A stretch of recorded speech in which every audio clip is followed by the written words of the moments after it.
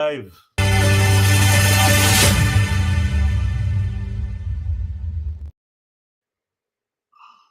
Yes. Good evening. 10 minutes past 10 p.m., of course, East African time. We are here, the final day of Raila Amolo Odinga. And of course, as you can see from your screens, we have Raila Amolo Odinga final journey after what we saw today in Bondo, whereby Raila Odinga was given that final send-off, whereby a lot of leaders from the country, led by President William Ruto, former Nigerian President Olusegun Obasanjo was also present, and also the fourth President of the Republic of Kenya, Uhuru Muigai Kenyatta, whereby millions of Kenyans, they turned up to witness this historical day whereby the Democrat Raila Amolo Odinga was laid to rest. And here in Africa 24, we start with May Raila Amolo Odinga's soul rest in peace. And I am not alone here as we discuss Raila Amolo Odinga final journey. I have Mzalendo and Jeremiah Omondi. They will be giving me their views about this final send-off of Raila Amolo Odinga, the speeches that came from the opposition led by Joe, and also led by John Buddy. And of course, I have the speech for the John Buddy, whereby he spoke a lot of Luo, and I don't understand Luo, but I know Jeremiah and Mzalendo, they are going to interpret it for us because he sounded so arch. But he said he will be strong because if it was Raila, then Raila would be strong. Mzalendo, today it was the final day of Baba Raila Amolo Odinga, one of the political regime that Kenya will live to remember. What do you have to say about the death of Raila Amolo Odinga? Has it shaken this country to an extent whereby everything is standstill since he died on Tuesday?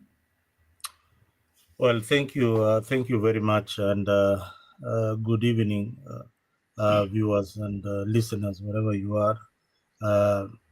I can say one thing: we mourn not just a man, but an era of a visionary man who had very good dreams for a nation, kept on his shoulders, and that was Raila Amolo Odinga. He was a symbol of, courage, resilience, and unyielding spirit of freedom. And remember, Raila's journey started in detention, and he came to national leadership, and he has struggled a lot in pain and giving his supporters a lot of hope that they'll one day see the promised land.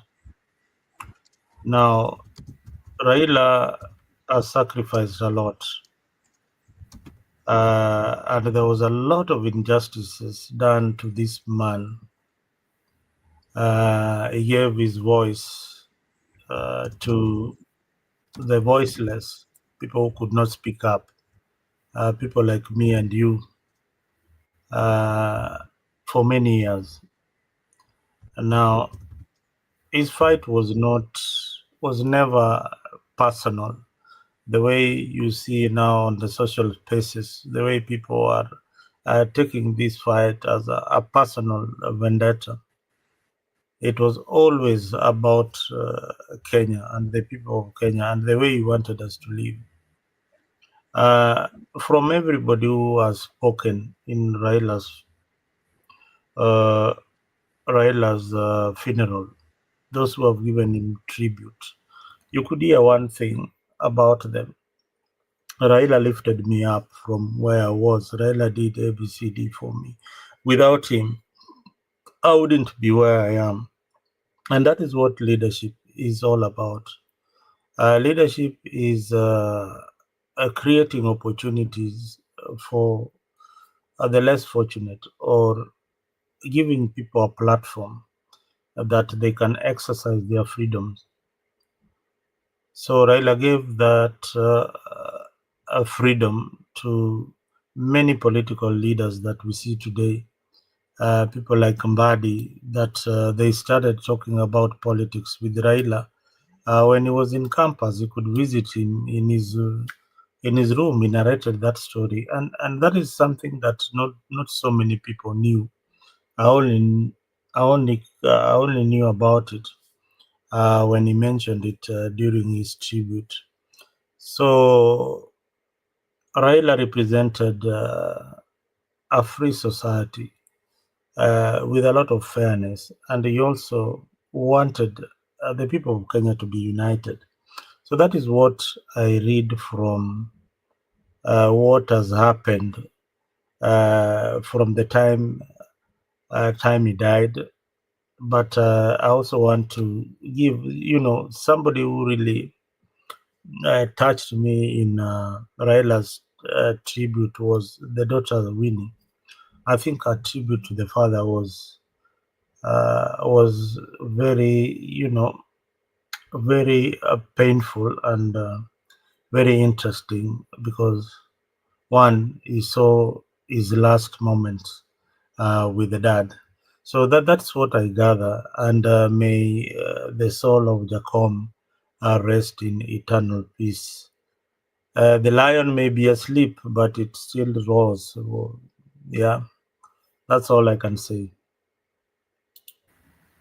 Yes, that is Muzalendo, of course, saying the king is dead, but long live the crown. That is a statement and a word that was given by the daughter, of course, Winnie Odinga. Jeremiah, today it was the final day of Right Honorable Raila Odinga, the former Prime Minister of the Republic of Kenya, a death that has hit millions of Kenyans and also in the entire world. Maybe we can hear from you, from what you have seen today, from the speeches, and what we have to conclude as we say goodbye to Raila Odinga. Mm. Uh, Raila's death has exposed quite a number of things that the public never knew. People that just read about Raila, in the media or see him in the media. There are so many things that are coming to light now that people didn't know about. For example, if I take Mzalendo's example of Mbadi, a lot of people imagine that Raila started knowing Mbadi when Mbadi was an MP, Yeah. but very, very few people knew that Raila probably played a role in him being MP, and their relationship started way, way back then, right? Another thing that personally for me, I have really come to appreciate is now I understand Raila's decisions better, okay, than I used to do before. We used to look at his decisions largely from a political angle, but I realized that Raila, the person, was a very forgiving person, a person who never held grudges and made decisions, right? Not based on his feelings a lot of times, because otherwise he would be enemies with almost everyone. And that, if you listen to everyone who spoke since the day he died, everyone keeps saying how, you disagree with him. The next day you'll be laughing like nothing happened yesterday. And if you took that and put it into his political decisions, you see why people would be saying, huyu baba, kwani huyu baba na aibu. How can he even do this? Now you understand that he was not making those decisions with political sentiments, but his person allowed him, his personal characteristics and traits as a forgiving person was what made him make those types of decisions. And now I understand that very well, which it gives me a very different angle of him than what I used to do before. But like I said earlier, we are in for some very exciting challenging, and maybe even shocking times ahead. And I just hope that we will be able to come out the other side the better as a country if we continue to follow the footsteps of Baba even in his absence. I think that he has inspired very many people across the country. You get our area from Northeastern, they tell the story how Raila made them who they are. You get Kikuyu from Muranga, from Nyeri, from where they tell you how Raila made them who they are. You get Amuluya, the same story. You get somebody from the coast, the same story. You get somebody from Luonyanza, the same story. So that tells you that his influence and his leadership was national. He is not somebody who just focused on uplifting a particular tribe or a particular region. He was a true nationalist.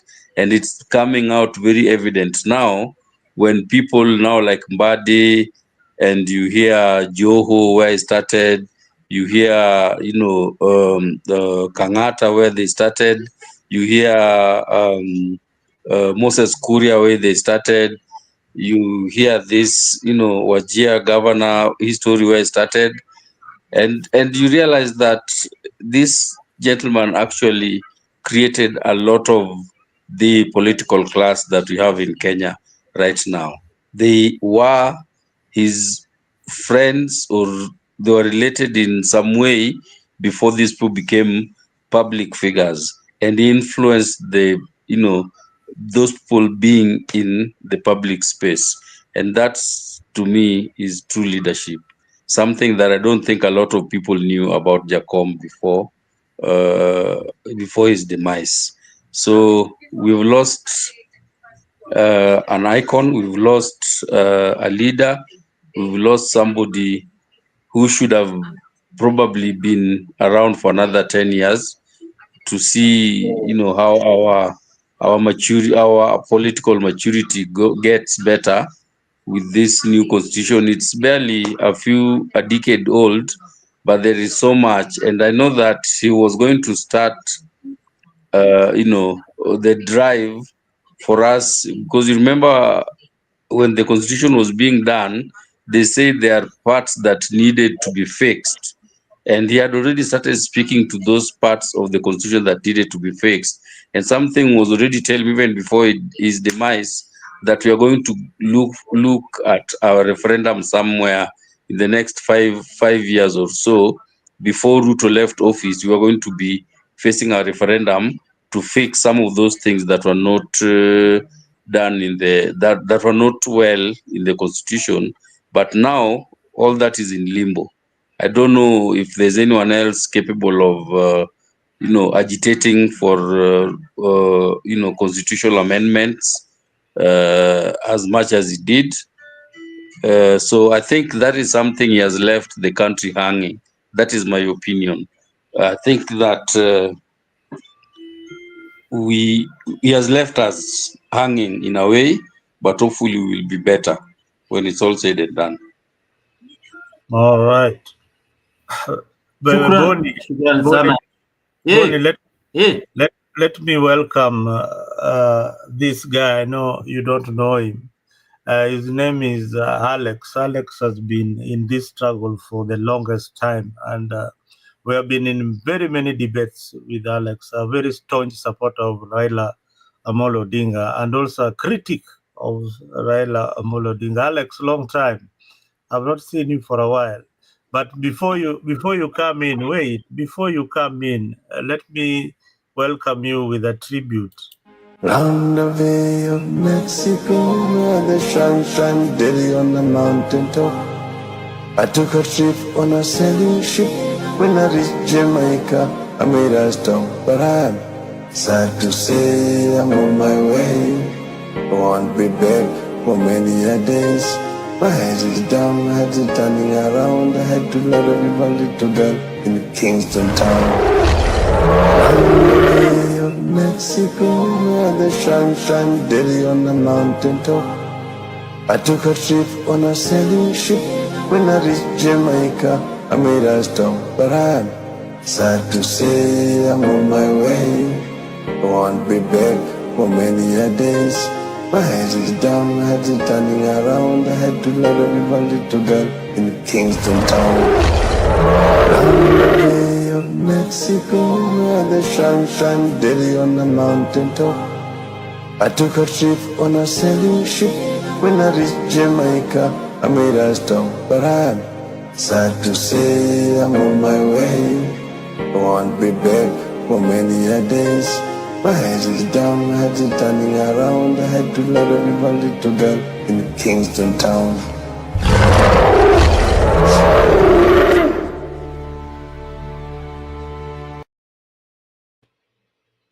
Alex, karibu. Thank you, Mzalendo, my friend, and both a political foe and a political friend in equal measures, Yeah. but united in the struggle in the trenches, and also the historicity that we share, more especially from South Nyanza, soccer, politics, and a few friends in politics. But today here, I want to give my tribute first and my most to you, because I know, in as much as we disagreed with Baba in our last minute, the one thing we never disagreed is his measure as a man, his words as a warrior, and his energy in the political circle. That one, there's no way we can disagree. Yeah. Let me first say something that I never thought I would say. Two things. That would be my preamble. I never thought I would come to the point I would say, I think it is okay that Baba joined what I used to call the blood-based government. I think his death has humbled me to acknowledge that even when you're wrong, you ought to come out right and say, Pole. When a man of his stature is leaving a political limelight and knowing very well the scars that he faced, you don't just leave with what Mtai Nguni always says, the Samsonic theory, whereby you say, give me one more chance so that I can die with everybody. I think you have enough grace to leave the other people to leave so that they can look back and reflect and ask themselves, why was this decision made in pain? My question is, I beg to ask, had Raila died in the opposition, will we be talking here today as me and you are talking? I don't know. I think I'll be preempting something that obviously will be a discussion in the future. But I'm proud that he chose the hard path that made me and him decipher. But in the end, he got a befitting send-off. Why do I say so?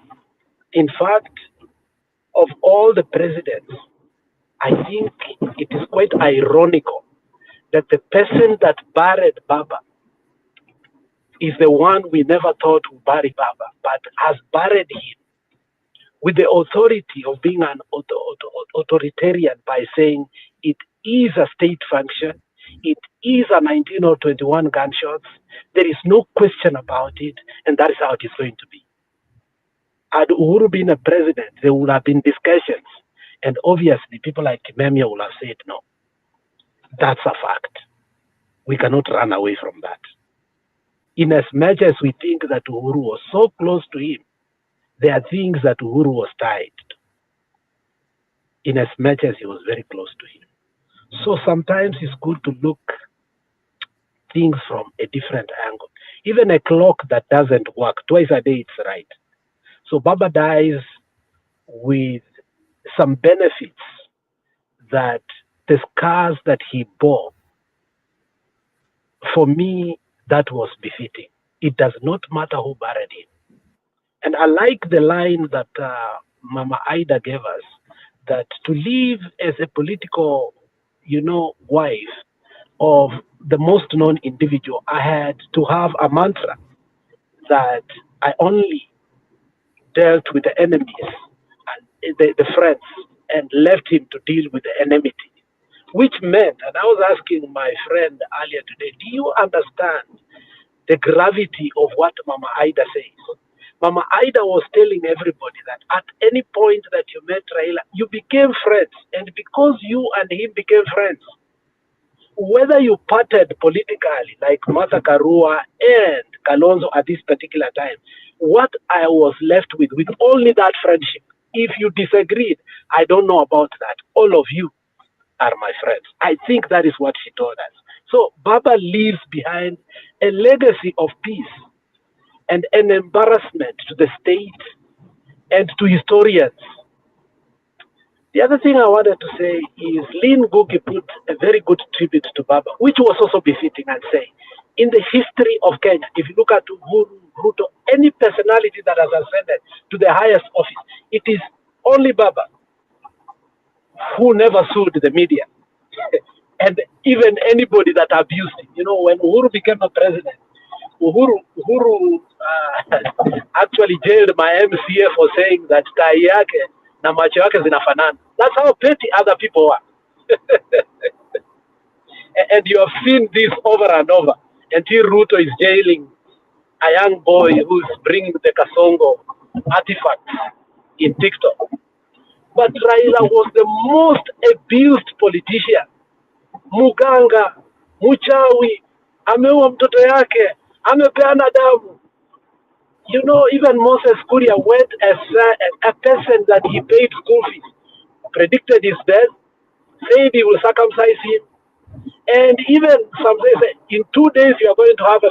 Imagine all these things. You cannot compound these things and put them together. How he was hated in equal measure. There is a clip surfacing and saying, "Huyu mzee nitammaliza na nitampeleka Bondo." You have seen it. But in all that, the family is so gracious to allow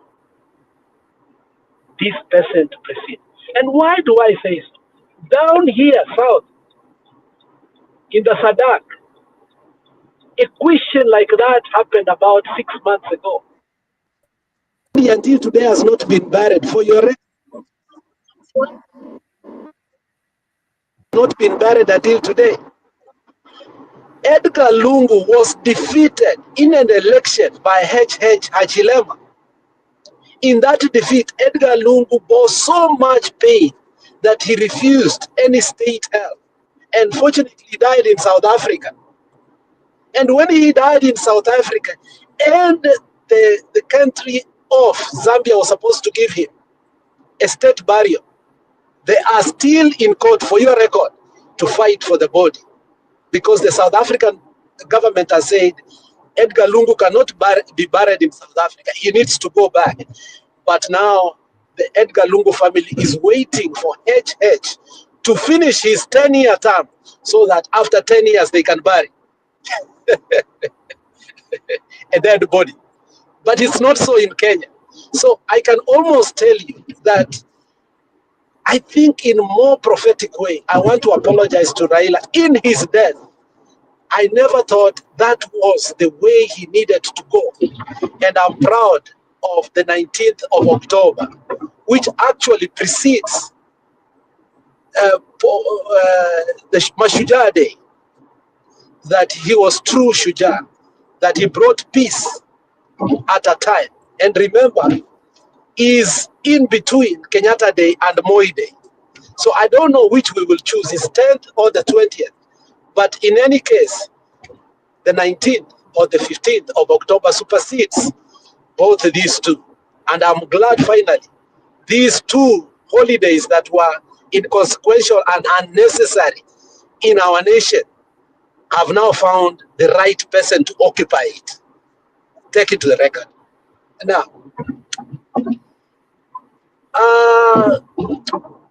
there were many things to note about what has happened in the last about 72 hours.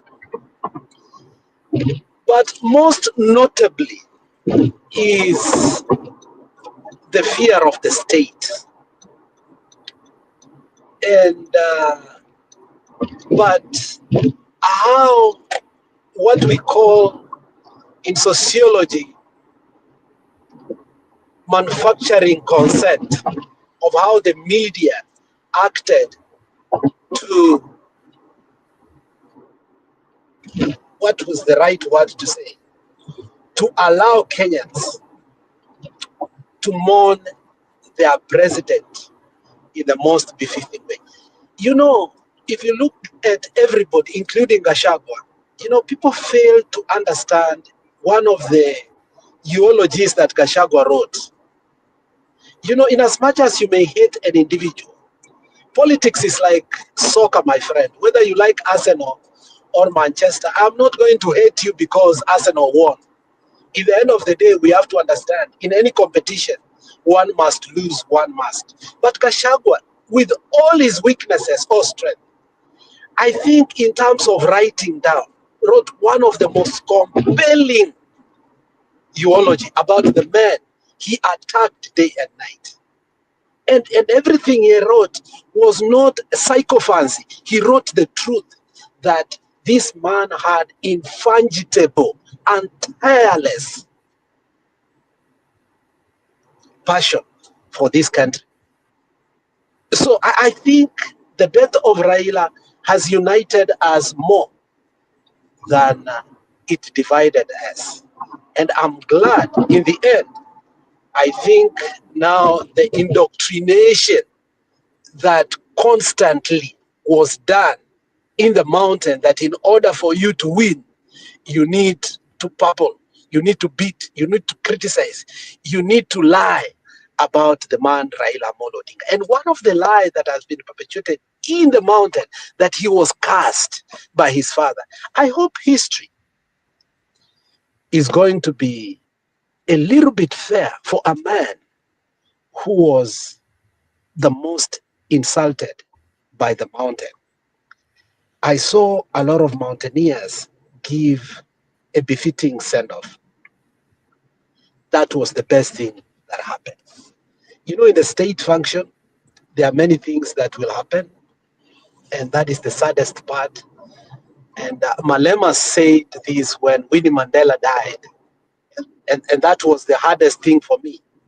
When Winnie Mandela died, during his funeral, that famous speech, he said, "Mama, those who hated you most are the ones that are crying most, and they are the ones who have been given the podium to talk." It was sad to see a man like Kalonzo, who had emphatically given his heart to Raila, be given only 3 minutes. It was so sad to me. It was the height of hypocrisy. But the fact that it was a state function, we had to suck it and get used to it. So there are many heights and many troughs, but in the end, that flag in his coffin being unwrapped and given to Mama Ida, you know, is the highest accolades. And in success, there's something called the zenith. It's not even the pinnacles. A zenith of success is higher than the pinnacles. I think for me, Baba reached his zenith of pinnacles in his send-off. And whether I hate Ruto or not, I think I still want to thank him as the President of the Republic of Kenya and the person who holds the sword, that on this, he got 100%. We will continue to have the conversation. Thank you. Thank you very much, Alex, for that wonderful tribute. I also want to welcome Rico from South Africa. Eric, please welcome to Africa 24. And today we are giving a tribute to one Raila Odinga. And I know you are very, very political and regular contributor here on Africa. Maybe this is your chance to uh, give a tribute to Raila Odinga. Since we couldn't make it to the funeral, it was for the chosen few. And you've heard Alex there saying the way it was saddening for him to see Kalonzo being given only 3 minutes to give tribute. But what I like about Kalonzo, what he did, and I think that was a very spectacular move, he recognized Martha Karua, who was Raila Odinga's running mate. You can imagine that even Martha Karua was not given an opportunity to say something. To say something. And he also recognized so many other people who are in the struggle who could not be given an opportunity to speak. I think that was wonderful. Although given 3 minutes, he utilized those minutes properly. Karibu sana Eric, say something. Asante sana for hii pole. I joined a bit late. I was busy with something else. I echo the speaker that just left before, and Alex. Bona Alex. In fact, he just took words straight right of my mouth, mentioning Malema. I was there. Right now, I'm down here in Virginia, but I was there when Mama Winnie's funeral. Though I was not like present in the stadium, but we were following it on television when he was talking about Mama, give us a signal, because the people that are crying the most here are the ones that were insulting you. We loved you, Mama, when it was unfashionable to love you. You know, when everyone else turned their back against Winnie, people like Malema were still there because they understood the role that woman played, you know, in liberating the country. When Mandela was in jail, she carried the torch burning, you know, for the liberation of the country, and she had to be taken. You know, she was exiled, though she was being harassed. You know, I don't know if any of you have watched that movie Winnie. You'll see what that woman went through. So, and then when you know, come 1990, and then Mandela got released, and so all these other ANC people tried to know to minimize her role in the struggle, and they kind of like pushed her aside. And when the time came that she passed on, all of them were, you know, elbowing for position to giving praises about how Winnie was the mama of the country and all that. But when she was alive, you know, she was being given all manner of names, and, you know, so coming back to Raila, it's the same thing. People that stood with Raila the most, Kalonzo. I remember him when he was, when I think during he was not allowed to speak when they were at Nyayo Stadium. Then he was being interviewed by one of these reporters. I think it was Citizen TV, and he mentioned that it's sad that they were not recognized. Him, Martha Karua, people that have stood with Raila, you know, people that fought and, you know, cried with Raila when the elections were stolen. You know, they were not given up the opportunity to say something. And he mentioned, and he said he's just glad that this time around he did not hear words like Muganga, Chawi, you know, things that the people that were busy there conducting the services and giving all these glorifying names about Raila were the ones that were calling him Gangam and Chawi and all that. So for me, I feel that his role in you know, bringing Kenya to where it is right now has not been fully appreciated. You know, we and the thing with Raila, and sometimes even me as supporter of Raila, supported Raila from I think 1992.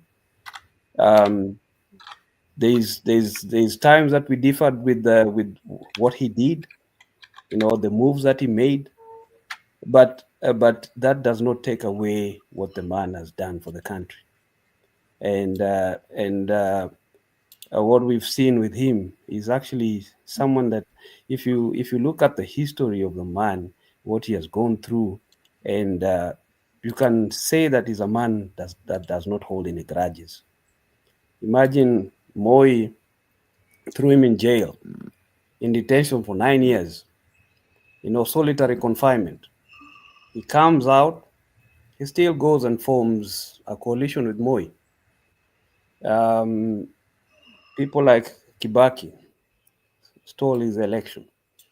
Still, he went and formed, and the Nusumkate government. Same thing with Uhuru, So he's a man that is very forgiving, and to a point where some supporters like us actually got irritated as to why he's being so accommodating of these people that have stolen his election. So I think for me that is that is what I want Raila to be remembered for. Him being, magnanimous in defeat, and someone that always thinks of the country above himself. In short, that's my take in all of this. All right. Thank you, Erico, for your tribute. I can see Giovanni has also joined us. Giovanni, we are giving tribute to the enigma, somebody who affected our lives in a way or the other. But before I come to you, let me give a chance for Bonnie. Bonnie, you've heard what everybody has said about Raila Odinga. Raila Odinga was detained for nearly a decade. Yet he came out smiling and forgiving.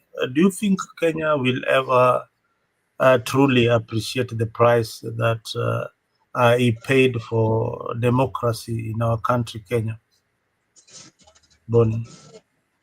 Well, I've listened to Rico, Alex, and what Jeremiah said. And from what I was not there during that time, but there is history whereby you go through what happened. And I remember that time I was reading a book somewhere, and it detailed to what Raila did. He was jailed for 9 years, and then at the end of the day, he just came out and formed a coalition. So it shows, and also Erico said, it shows that this is someone who had a lot of interest and ambitions for the growth and change of this country. So everything that can be done, and I think someone said, I think he said, we can only appreciate Raila Odinga if we give something that will always be remembered, like the famous Taranda Ella Stadium, the 60-park stadium that is being built along Jamhuri. If we change its name to Raila Amolo Odinga Stadium, then I feel we will do some to always appreciate what Raila Amolo Odinga has done to this country. Because personally, I believe he was a patriot and a champion of change in this country. So he deserves to be recognized. And of course, the president did that from the support since Raila died. And we also need to get that recognition. But from my point of view, I think we can give that Talanta Ella Stadium, Raila Amolo Odinga Stadium, so that we can always remember that this is Raila Amolo Odinga Stadium. Yes. All right. Thank you. Thank you very much, Bonnie. I hope that Wanga's request will be handled by that team that is going to be constituted to give Raila Amolo Odinga the tribute, or something that people will remember him for forever. Maybe a monument in the middle of the city center, like Dedan Kimathi, something like that, or maybe an institution being named after him. Atalanta Stadium would be something very nice because Raila loved football. And I think Wanga went on to say that the president can even invite Arsenal to play a friendly match with the Harambee Stars when they are opening that stadium, Talanta. That would be a very, very good gesture. And Raila will live in our hearts forever. Now, let me welcome Giovanni. Giovanni, I don't want to ask you a question. I really want you to pour your heart and tribute to this one man, Raila Odinga, in your own words. Karibu sana. Hi, it's been long hatujaonana na kuanga kwa show na wewe uko kwa show. Ana hii nchi ni nchi ingine, so usijali. I know. What I can say, hi everyone. Hi Jeremiah, hi Bonnie, hi Erico. And we have Alex. So what I can say personally, for me personally, it's a big loss. I've been a supporter of Raila Odinga, and you know that much, Nick. Since 2013, we were in a movement called Mwanzo Mpya na Raila. Our patron was the late Fidel his son.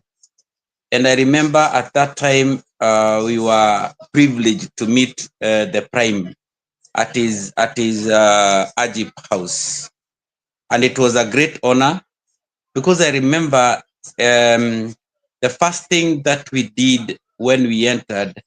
What he did first when we entered, he started narrating our history, where we are coming from.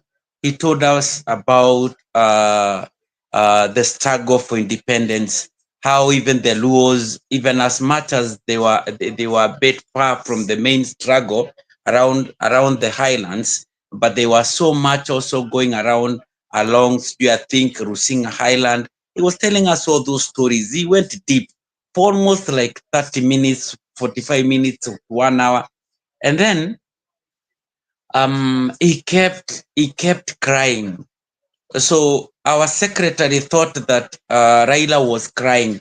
So she had those, women always carry napkins.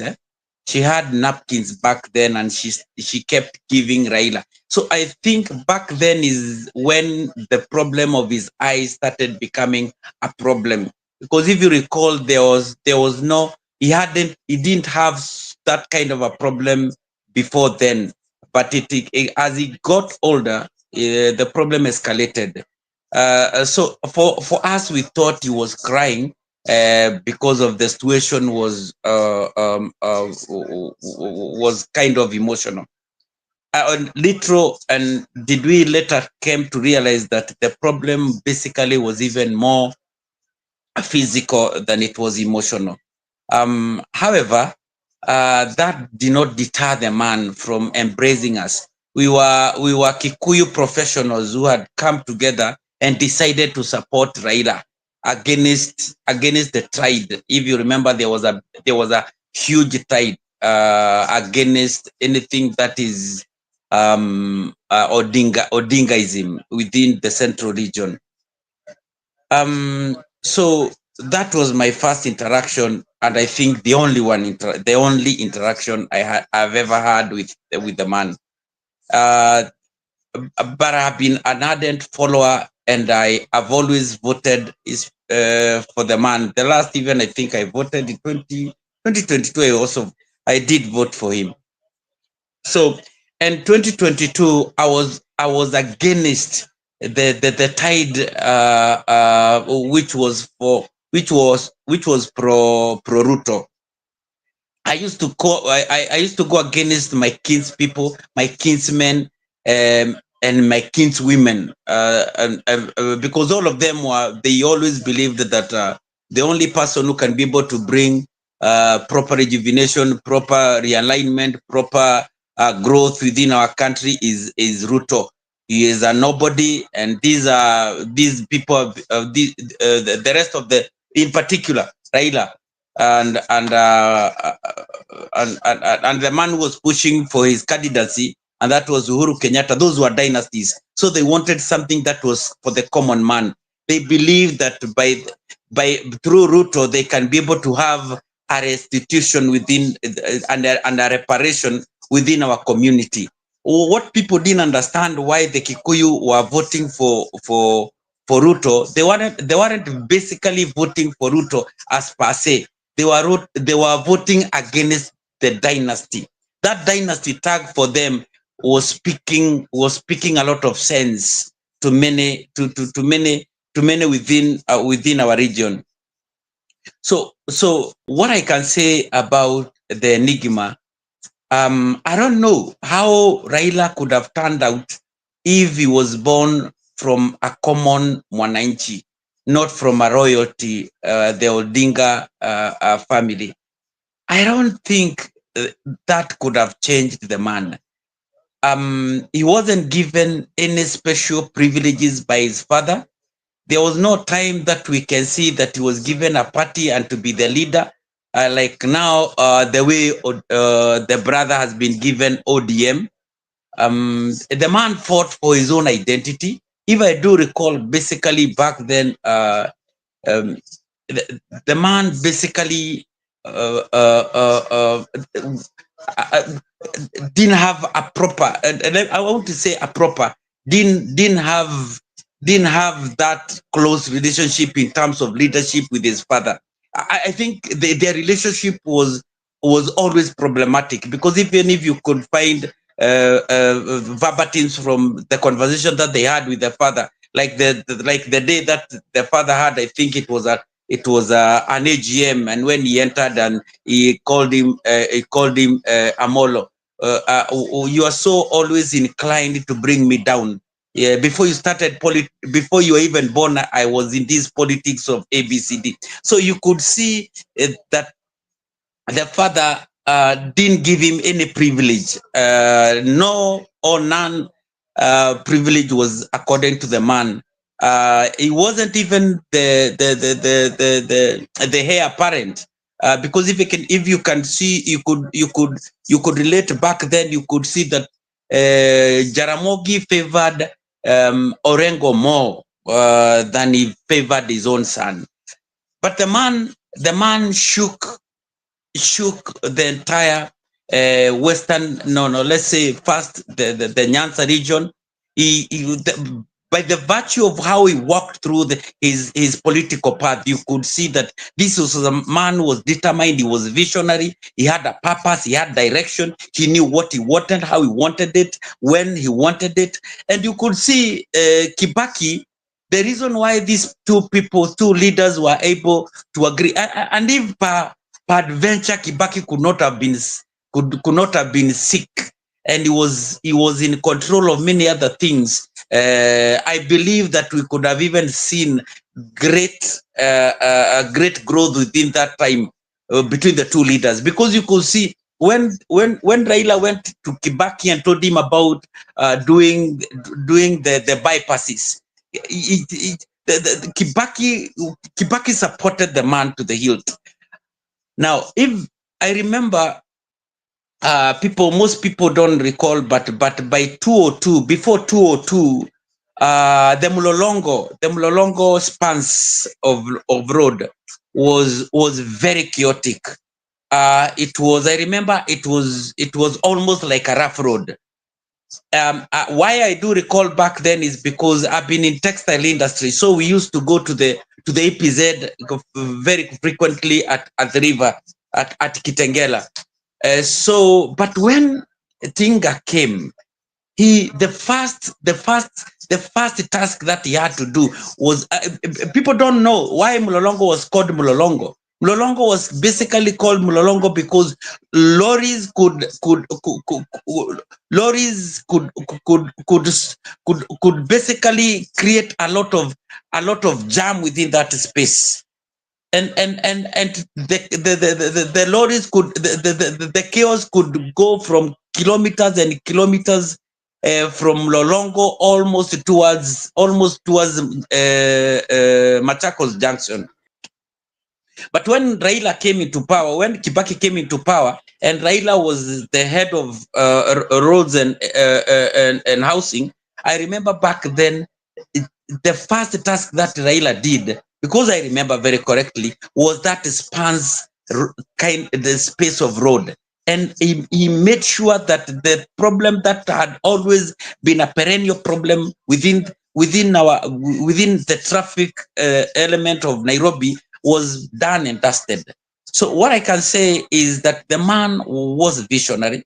He had a purpose. He had a reason. He knew what he wanted. He was angry that we are always going to politics about very minute and small problems. He was not as so adamant like how people kind of portrayed the man. And for us as Kikuyus, we used to admire and we used to feel selfish and jealous that the Luos had that kind of a leader. And I remember when he was close to Kibaki, we particularly, we called him Jamba. Jamba in Kikuyu means hero, you know, like a mobilizer and a leader, not just a hero, but a brave warrior. So you come and make sense? Yes, we admired Raila, and for Kikuyus, the problem was not Raila. It has never been Raila. The problem was how the community, the community and our community, where our origins, where we crossed path in terms of our politics, our hate kind of politics. If you remember, it can go back to the 70s when I don't know when that was, when the Russia hospital was being opened. Hiyo shida ilitokelezea hivyo, and back then the hatred, the Kikuyu taking Muma, the Luos also being told that you can never trust a Kikuyu. So those kind of politics, and that's why I supported Baba in 2022 in particular, far most beyond the norm, because back in 2013, you supported the man, but you are not very vocal because you could be lynched at any time. But in 2022, why most of us Kikuyus decided that we are going to vote for Baba, and I can tell you, Baba was, even if you go to Kikuyu region right now, within the 10 people that you'll meet, you'll find almost 5 or 6 or around 4 to 6 people actually voted for Baba. The problem was the problem of that election, the last election, was not stolen by the vote. It was stolen by the lack of administration. Baba lacked the agents on the ground. So it was easy when they were being counted to be miscounted or being declared like rejected votes. And it could have been very easy when it is coming from the places that where there were no agents. And this guy, the one you are seeing that he is a very good guy, he basically bought most of the agents of Baba. And because Baba believed that if you're going to support him, it had to come from basically being a calling. But what he forgot is that Kenyans, you really find people who are honorable. You really find people who are straight. And Kasongo knew that, and he knew that most of those agents were being paid maybe 2,000, and he came with a plan to make sure that he is going to steal and to through them and buy them at 20,000, 50,000. So that's how Baba lost the election. Now, coming back, Giovanni, I don't want to go into the nitty-gritties of how those elections were stolen because we don't have the facts that Baba lost. I'm telling you, Nick, because that is where we come from. And Yes. that's the story that is on the ground, in particular, because I can tell you from the depth of my heart that there are so many people who voted for Baba back then. Now, to come to what we could do for Baba, I don't think that naming a stadium, I won't support Wanga and Boni on this. I don't think naming a stadium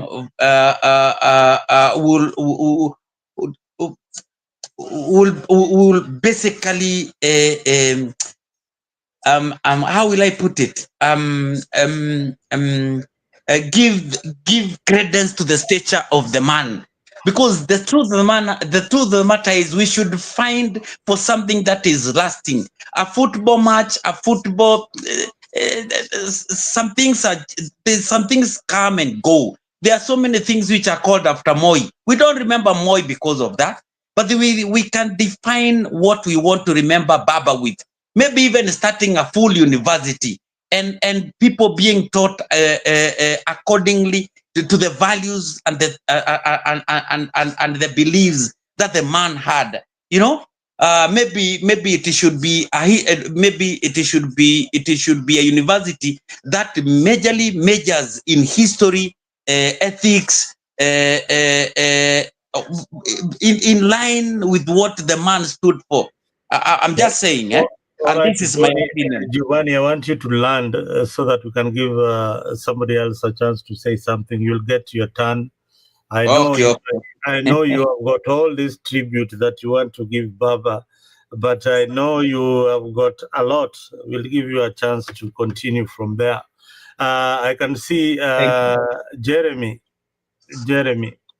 You have seen what has transpired during the burial of Raila Odinga. Every speaker was talking there. Give mixed signals. Somebody said that they will look at the issue of ODM after everything settles down and see the way forward. Joe said that they are in the broad-based government to stay. Wanga, the same. But Sifuna said that in 2027, ODM will have a presidential candidate. So these people are not talking in the same language. We can see a lot of rift even before the dust settles. What do we make of this? What will happen? And then I heard the president's statement very, very clearly that for those who don't agree with Baba's principles, they will kick them out of ODM. I don't know whether you guys heard that or I'm reading too much. Yeah. Jeremy. Thanks, Mzalendo. And Giovanni, good to see you. Umesalimia watu when I was on mute doing something else. And Thank you, bro. First, I'll try and say something like a rejoinder on what you've said, Giovanni. I think you are being economical with the truth in a way. In 2022, the Central Kenya did not vote against the dynasty. They voted against Raila. Yeah, they know about the dynasty. They've known about dynasty forever. Your statement was correct, but just up to the point where instead of saying Raila, you substituted Raila with dynasty. I just wanted to make that that sort of assertion. But at the same time, I agree with you totally, and I had put that you took the words out of my mouth. I was going to correct Boni on that. That we have to think outside the box as a community. We can't be that if we want to remember someone, we name a road after them. If we want to remember someone, we name a stadium after them. Do you know, in Luo Nyanza now, all these counties are building new stadia. Guess what the names of those stadiums are? Homa Bay has Raila Odinga Stadium, Migori is building one, Siaya is building one, Kisumu has one. We are just going to have white elephants to remember these people. When I say we need to think outside the box, is exactly what you said, Giovanni. And that's what I was going to say. We need to figure out how do we create an institution of learning that can teach our future generations what Raila stood for. It could be Raila School of, ethics, or Raila School of, politics or government, whatever you want to call it. Doesn't necessarily have to be a big institution, but it can be an institution that specifically targets, a niche, type of characteristics or behaviors or skill sets or whatever it is you want. So you could call it Raila School of, political science or something like that. And it's just full of teachings about how Raila lived his political life, how he made his decisions, and then we just put a lot of research into it and have very, very good facts on why he did what he did and what was the outcome. Then we teach those to our people. For me, that is more long lasting and more impactful than a stadia, right? So we need to, I agree with you on that, Giovanni, totally. And on to what you said, Zalenda, I think that before Raila's demise, there was a split, and I think that we've had the discussion on this platform before. The split was by design, okay? So that some parts of the ODM brigade comes out very strongly pro Ruto, and another section of the brigade comes very strongly against the affiliation or the cooperation. Why? That was a tactic to keep Ruto on toes, to have him not sit pretty, knowing that he has ODM and now all is good. They had to let him feel like, if you play around, we can go out and do something else with someone else. You are not the beginning, you are not the end. And that was, I think, the strategy all the way to the end.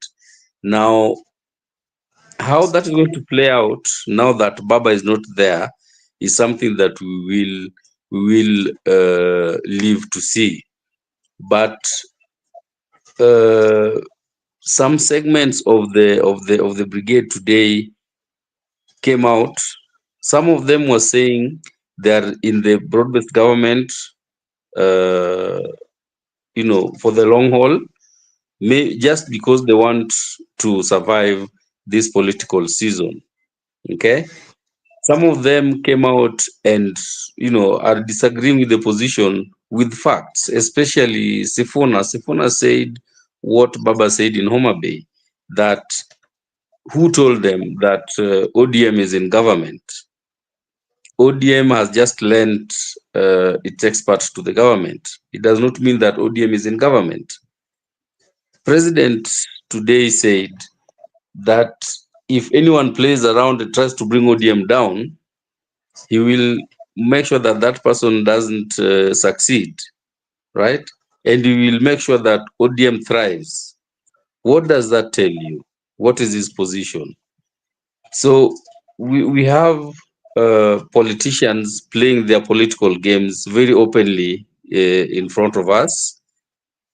The advantage they have is that the population, mimi na wewe, who feed on news from what we see on media and what we see in what we see on social media and mainstream media, we are not privy to what they are planning and what they are doing in the background. So they will succeed in whatever it is they want to do when it's all said and done. But I can tell you that I don't think anyone at this moment can say what will happen. And Mbadi said we give them 30 days and they'll give direction of where they will go. Let's wait and see. That in itself actually tells you that they are not sure where this thing is going to go. People can predict, people can suppose that this is the way this thing will happen, but I don't think anyone at this moment, even the president himself or even the leadership of the ODM party, even the interim party leader Oburu Odinga himself, knows what's going to happen after all the dust settles. So we will wait and see how things happen. But one thing I know, knowing Ruto's master stroke in politics, he's going to find a way to swallow ODM. All right. If it means that he gets in and swallows ODM from the inside, he will.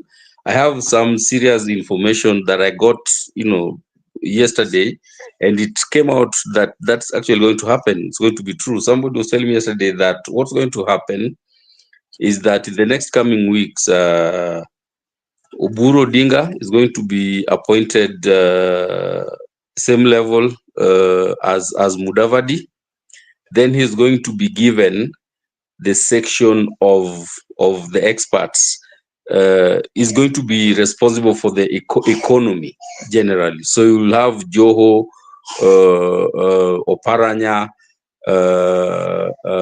what's his name, Badi, and those departments and Wandai under his watch. So he'll manage that part, that half of the cabinet, right?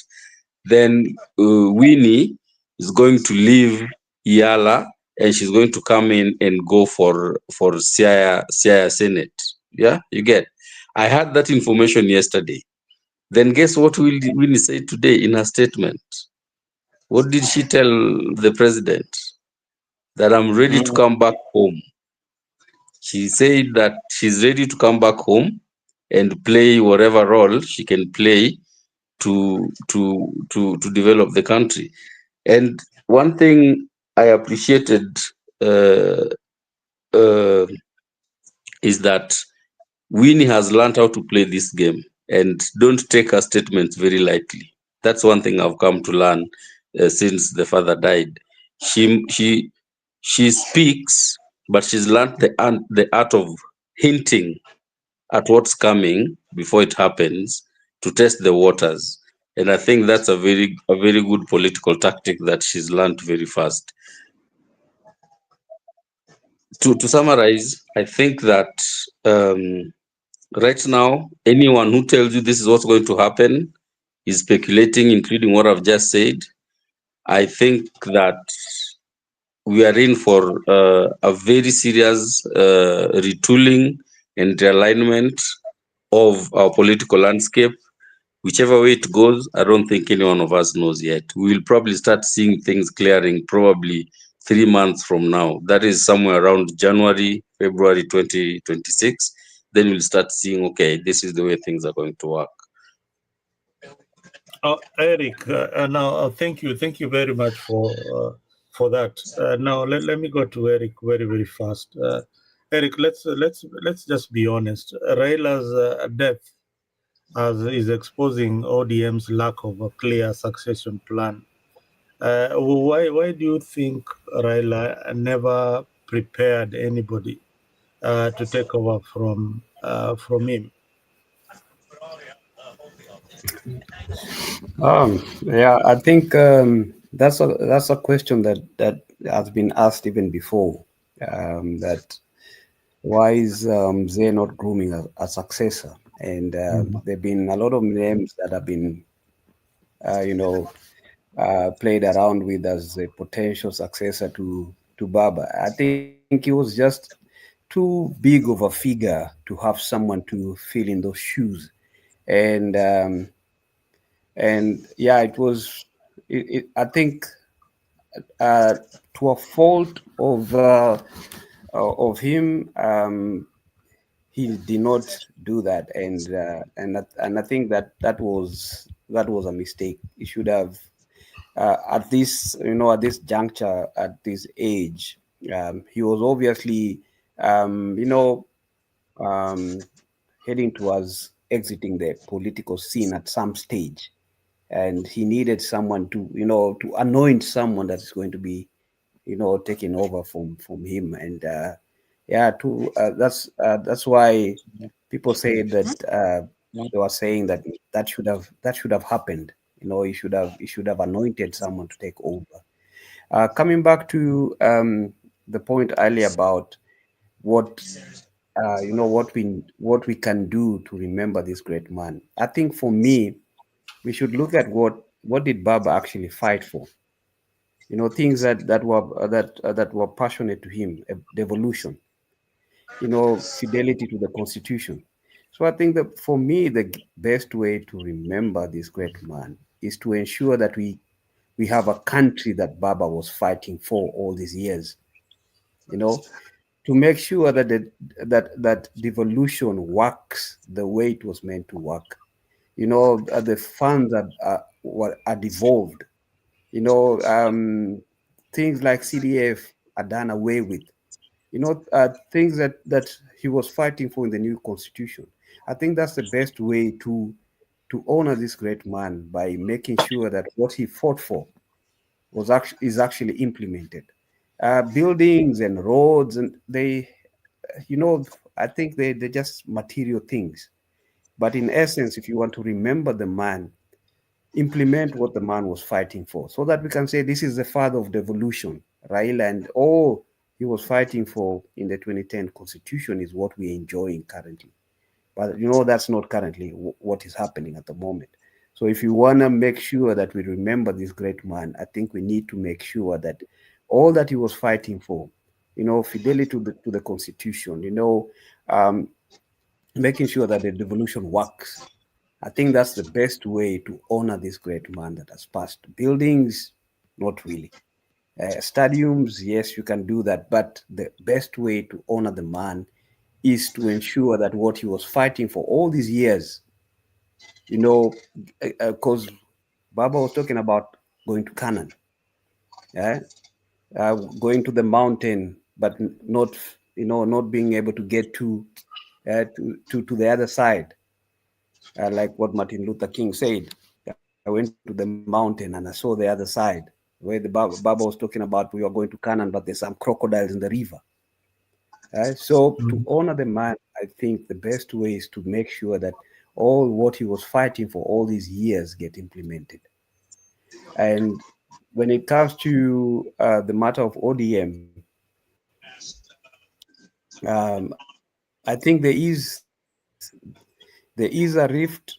There is forces whereby they don't want to be fully associated with the broad-based government, and there's ones that I can say some of them is political survival, because kuna watu wengi sana. There's Fred Gumo said one thing, that if you see there's some people that are crying, they're actually crying because their political life has ended with Baba. There's a lot of people that were hanging on his coattails. So there are people that because Baba is off the scene, their political life might even end. That's why they were crying the most. So that's why some are like, okay, if we stick with this broad-based government, we still have a job, we still have a political career, through Ruto. But kuna wale wanasema, I agree with you, but I want to take you back to something that you can tell us, because you've lived in South Africa for a very long time. How after the death of Mandela, did they have a question of how they are going to remember Mandela? And if they had, how did they make sure that they remembered Nelson Mandela? In South Africa, what happened is that on the day that he passed on, it was made like some sort of not really a holiday, because Mandela himself, even when he was alive, he did not want holidays and named after him. Mm-hmm. But I think it's August 18th or something. It's Mandela Day in South Africa. And that day is a day where people are supposed to go and give to charity, do charitable work or something like that. So that is the way that they honor the old man after his passing. Okay, and, okay. Alex, mm-hmm. I can see you want to drop and you want to say something very fast. Sorry for that, Eric. Alex, can you say something before you drop? Okay. I'm not sure. I think it's only when I'm listening YouTube, I'm okay. But when I'm coming here in StreamYard, I'm having an issue. I don't know. It keeps on dropping me. Yeah, But you're dealing with two cardinal issues that, if intertwined, we are not exhaustive enough, and we may come to what psychologists call compounded delusion because of the emotion at the moment. Now, there are two issues here: ODM survival and the future of Odingaism as a movement or as an idea. And these are two paradigm shifts. Now, let me start with the issue of Odinga, how he should be remembered.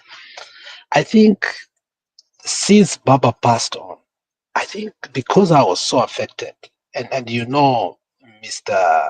Zalendo, my mantra in any debate or listening to any conversation is there is value in listening, there is civilization in listening. So I had to listen from all aspects to gather, you know, what are people talking about. Two people caught me by the surprise, the catchphrase or the cliches they used. One was Dennis Onsarigo. Dennis Onsarigo said Baba was a gentle godfather. And I kind of agreed with him. But I agreed with Mutahi Ngunyi most that this was a man beyond titles. Okay? I agreed with him that when it comes to Kenya, this was a man beyond titles. Now, let me borrow that to how Baba should be remembered. Baba is beyond stadiums. Baba is beyond buildings. And whatever Gladys Wanga was trying to do is because she realized through her PA at the moment on how she handled the whole issue. Because, you know, look at what Gladys Wanga, the mistake she made. Gladys Wanga was given as the chair of ODM. And the first thing she did was to call the care, you know, who actually was not even there, if you remember that. So the embarrassment that followed was she became irrelevant to the core, that even what followed is not what she really planned to say. So let's not discuss the aftermath of an embarrassment. Okay? It will be unfair because we are cogent human beings who perceive politics the way we see it. In that stage, if you saw it, there was competition, as you have said, to retain and to suppress. Okay? And the politics of Gladys Wanga was to suppress Edwin Sifuna, suppress Babu Wino. And you saw this throughout. Okay? So when we come now to the ODM succession, and I want you to be honest, you know, this is where we are walking on eggshells. We want to wallow on the mud and we don't want to be honest. It is a foregone conclusion that somehow there is a sizable amount of people, but the heart hasn't fully come in a veneer whereby they will be outright and say, we were waiting for this veil to get finished, because at no point did we want Babu Owino to do what? To be accused, because those things had already started. Okay? So I want you to agree with me first and foremost that Babu Owino is a threat, unfortunately. Okay? As we talk about Baba posterity in terms of idealism, there are two enemies here. It is Sifuna and Babu. Unfortunately, if you saw that throughout the funeral since Wednesday, okay? And they've tried everything to suppress this. Now, the first mistake that ODM did was to rush, and I think it will have waited. There was no need to rush to get an interim party leader because the structure was already there and the vacuum did not warrant anything that significant that we needed to fill before, because it's not a requirement constitutionally that something has to be filled before. But they rushed and appointed Oburu Odinga, who basically was so excited on the day of the viewing in Nairobi. And instead of bringing the party together, he brought his two wives together and masqueraded. And actually, that thing really affected him, if you don't know. In the circles and the corridors of politics, it had a ripple effect. And I even knew, Mzalendo, if you are honest enough, that really shocked you. That, is this how you take the mantle? Okay? From here going forth. Okay? So let's be honest. Whatever they did of spin doctoring and damage control has not done much. If you saw when the name of Babu Owino was evoked, in a very superficial way, you saw it. It was like a pressure cooker taking out a little bit of pressure, like you understand when it has taken the heat. And you saw that. You saw that. And when you saw Edwin Sifuna, you saw that. So let's not pretend, because we want to be nice talkers here, that as if we don't know where it is headed to. You saw in Kisumu. We have seen this. You have seen people paying my friend Gausho to say things that do not make sense, which actually nobody took seriously. Gaucho coming out that ningekuwa na sijui nini. You saw all those things. So Well, let's be honest. The house is fighting. And it's fighting with boys who basically, if Mbadi and the group like Undani had honestly the base of the people, they will not be worried by two young boys who in 10 years they were nothing. Okay? The fact that it is hot inside, it tells you that the intra and intergenerational change has come, whether they like it or not. With the going of Raila, many will go. And let me name them one by one. Baraza is gone. John Sakaja is gone.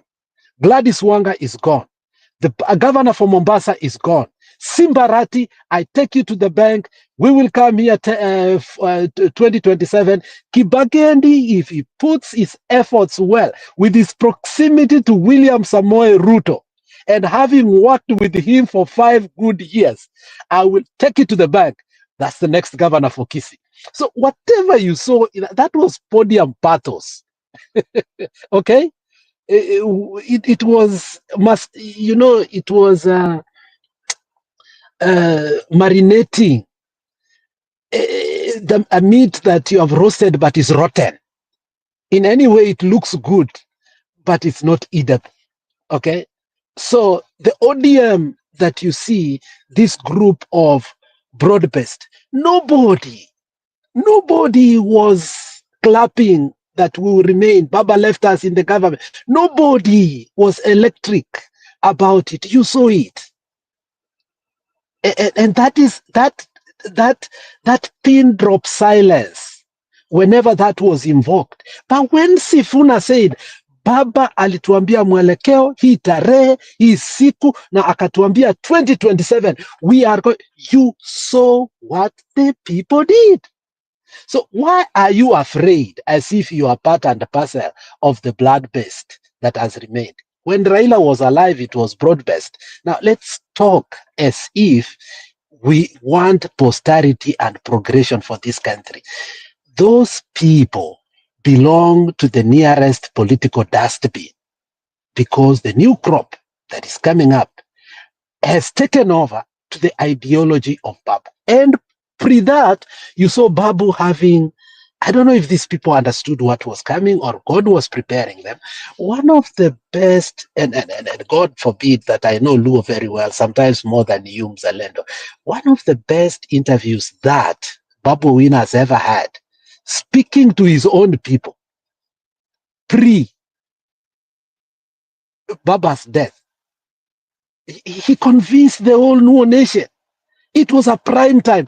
Everybody, the ratings for that was like it was Baba talking. Do you remember that? So let us be honest. There is fear within, and that is why there will be a speed of velocity so that things will move in a way. But the base for the politics of has come back to Kisumu in the rightful place. Raila played his politics every time in the end of rallies in Kisumu, but now there is a son of Kisumu who does not need to struggle with that, unfortunately, and who is also a darling, unfortunately. I will not say fortunately, because the others are going to fight. Junet was the most irrelevant. You saw that. Ochila Ayako said nothing. Let's go back to the speeches and help me decipher this. So, if we were to go back to the speeches and be surgical and lethal today, I think you will understand that today was the only good day that they ever had in front of the people, courtesy of the body of Baba being there. Let them try that nonsense tomorrow somewhere else. I say Baba alituacha in broad-based government. You will see the wrath of the people. There is no ODM. Alex. Okay, let me finish with this. Then maybe if I drop, I'll be listening from now. When I said Baba is beyond titles, and I was telling a good friend of mine who is here today, she is here today, and we were discussing post-Baba. And this is a concept I learned when I was in college, young years, and for some reason I have photographic memory that comes at things that sometimes I don't even understand. There is this thing by Max Weber, talked about charisma routinization.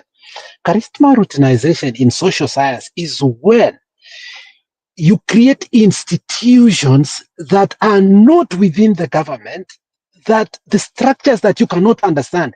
An idea that is deeply rooted, for instance, Nyerere and Ujamaa, whether he is alive or not, the Tanzanians will ever be united. It's not in the constitution, and you will understand how they do their politics. For instance, like mtu mmoja anatoka bara, mwingine anatoka wapi? Mmoja ni Muislamu, mwingine. You understood how they've done it. That is called a charisma routilization. That is how they've decided their politics is going to be. The Sankara spirit, okay? You understand how it evokes. And the people of Ivory Coast went to elections, and because of Baba's death, we didn't understand what was going there. But I think 2 to 3 days from now, you're going to see what's happening there. So Baba spirit, it will be embodied. It will not be. We are not going to sit in boardrooms to come up in a way that we will be remembering him. This catchphrase only higher might become something bigger than you may even understand. This song that he sang for us for years that did not make any sense has become a sensation. And to me, every time I listen to it, tears are coming out. So we don't need institutions. We don't need buildings. We don't need to evoke a public holiday. Nonsense. Ruto, go with yours. That we are not going to beg so that we think we are buying Raila, so that these things, because this is how Moi did it, so that we may think that we are buying our loyalty. No, whether they like it or not, take it to the bank. The man is beyond titles. The man is beyond naming buildings. His ideals, including people lately who we criticized Raila. And on equal measure, we say reaction and action are opposite and equal. I loved the man so much, but I also surgically criticized the guy to the equal when he joined this. So my take is this. Let us not preempt that this university, what is Oginga Odinga University after all? It is nothing. It is nothing to us. It benefits Aluo nothing. What is that structure that Gladys Wanga has lied to us that is called Raila Odinga, where even people cannot even, it's only to sleep at night to wait for Ruto to come in the morning, and after that they kill our son. Well, what is that? Is it a sacrificial altar for our children to be killed? let us not accept bribes in the name of, okay, this is how we are going to remember. We are not going to allow politicians to trade. Okay? Raila is a movement. Raila is an idea who, like Kalonzo said, can only materialize when we see a reformist take that office that is capable to bring this country. As the pastor or whoever who preached in Nairobi. I like the phrase, but whoever, and we know who that whoever is. Okay, you remember what he said? Whoever. That's our target. Until whoever is out of that office, and we put reformist. That is the only way we can honor that man. Or chana these buildings. Let's not even be part and parcel of our talk. Trust me, we are being sold alive. Wachana manene ya Gladys Wanga. She's gone, she's done, she's dustbin.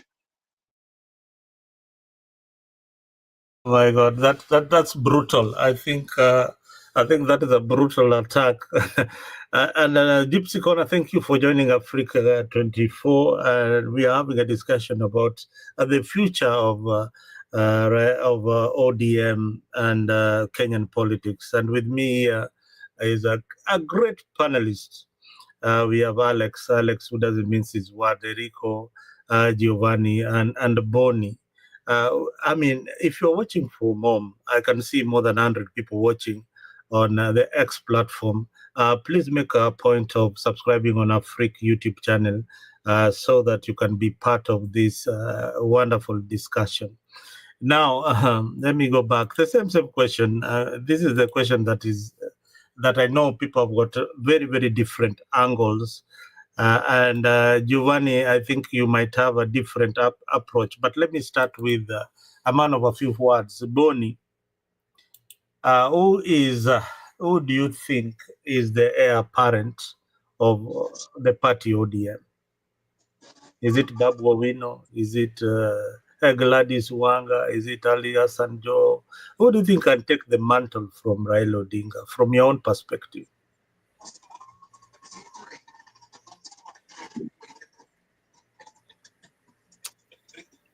Mzalendo, this is one of the hardest questions that I never believed.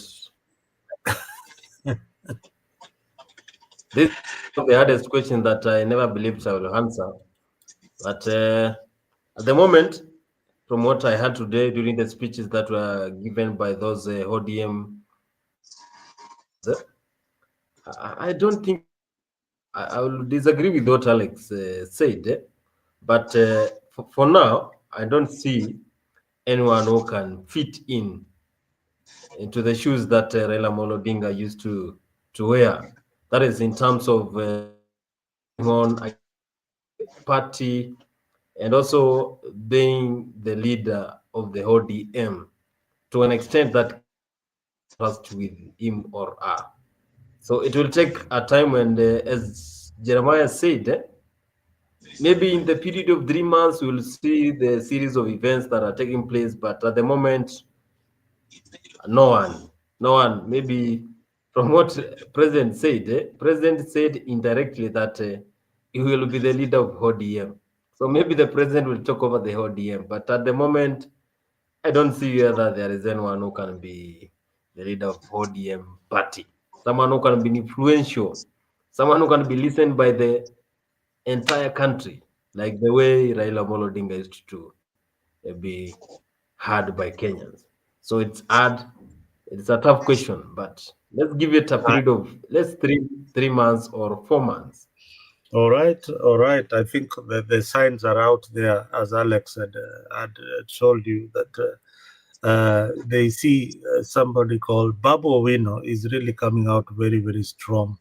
And the interviews, if you go back now, is when you realize that this young man indeed had a premonition that is going to be the next leader. People are going to talk about it.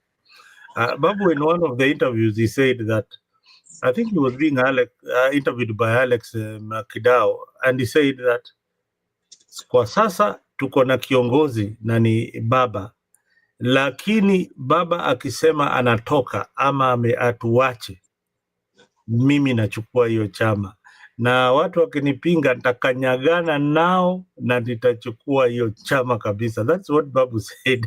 And I was like, looking at Actually, this is what he said, and it was a very good catchphrase. This is what he said, and I don't know how it really got many. He said, kwa sasa ni baba, but after baba ni babu. exactly. Kwa sababu That is exactly what he said. After baba ni babu, na anybody ule atakuja kwa njia yake watakanyagana nao. And I liked Babu from then. Sasa I think most likely we'll see Babu and people like Sifuna joining hands. But Ruto is a good schemer. He must catch one of them. One of them must be absorbed in government so that they can neutralize the other person. Giovanni, what is your take Yes, on this particular? I want to get to your perspective on the next heir apparent of ODM. First before I get to answer your question, because you cannot answer that question in one facet. I'll say first and foremost is, let me go back to what Jeremiah said, that we Kikuyus were voting against Raila. On the contrary, I want to reiterate once more that in particular, there has always remained an emotive issue about our identity as a community. And in more so when it comes to who we are, where we are coming from, and where we are. And our politics, our community basically has always evolved around the Kenyatas, the Koinanges, the likes of Jenga Karomes and the likes. However, there has always been a desire from our community for us as a community to have an identity and a purpose and a direction. Now, when Ruto entered and forayed into our region, the man was properly advised on what is ailing and what is a constant desire of our community. And that is basically so that we can be able to be given what belongs to us. When Kenyatta took power, he forgot about the other sons of Mount Kenya. He forgot about the Mau Mau. He forgot about those other people who struggled for independence, apart from just being in the trenches. And what he did is he sacrificed the freedom fighters for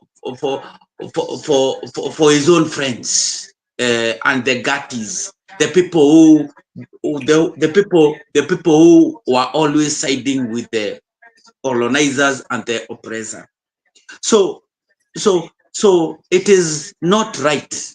I would say that there wasn't a percentage of hatred among Kikuyu about Raila ama Wajaluo, but it was not the defining factor. The thing that defined the factor was that when Ruto came and spoke about the dynasty, he talked to us. He spoke to our hearts. I'm a marketer by profession, and the one thing that we always do as a marketer is that we appeal to the need of who we specifically want to target. And that is what Ruto did. He spoke to our need, and our need was us to be able to separate ourselves from the dynasty and restore our dignity as a community. So when we started voting, it was very easy for us to identify this is the dynasty called Kenyatta, and this is another dynasty called Odinga. And sasa ikaribu zaidi that this is Aluo, and this is also Raila. Mpaka hapo muweze kushika, baadaye tutakuja nini in future engagements. For now I think tunaongea kuhusu baba and siasa ya ODM. I think Now Alex, let me Alex has got something to say about that, so that we have atasema debate. Alex, go ahead. Sijamaliza. See, let me finish. Yeah. Alex will say something about what you just said. Alex, can you? Okay, Giovanni, go ahead. When I can get So Alex. the other thing is what Alex said. What and I admire what he was able to audibly and strongly say this. That the brigade, the ODM brigade, the ones which are pro-government, they had one purpose, and that was to suppress and to contain. And for that, I support the man to the hill. However, we need to understand what were the reasons behind Raila coming into government. We need to understand the reason behind the enigma purpose entering into government, so that we can be able to understand where he fell short or what he had a vision of, but it was cut short before he was able to bring it to futility. Now, let's go back to what happened in 2 years ago. I think this is last year. Last year, 1 year ago, at the revolution of the Gen Z. In essence, this is what I usually tell people. Two things happened. When the Gen Z rebelled, the one person who was left naked was Ruto. And the only way the man could be able to sustain his governance was to look for Baba. But he knew Baba was also waning away and waning out. Now, because now there comes another generation who were going to the street without even being called by anybody. Now, because prior to that very day, there were other engagements of the Gen Zs with the government. The pro Gen Zs, the pro identity for a new Kenya, and which was not being advocated and propelled by Baba. Now, Baba had two options to do. He had to choose between. He had to make a decision, because us allowing for Ruto to be taken out of the equation meant that Gachagua had to come in as the president. It was not an option. It was not a good option back then, because it was just like taking away a bad thing and putting also another bad thing. So, well, the reason why Baba came into power, came to support Ruto, was basically to buy time. Now, when you look basically and critically, I want to take you back to the times of Jehu. I know you've read the Bible. God had initially anointed King Ahab for the very purpose of ruling the nation of Israel.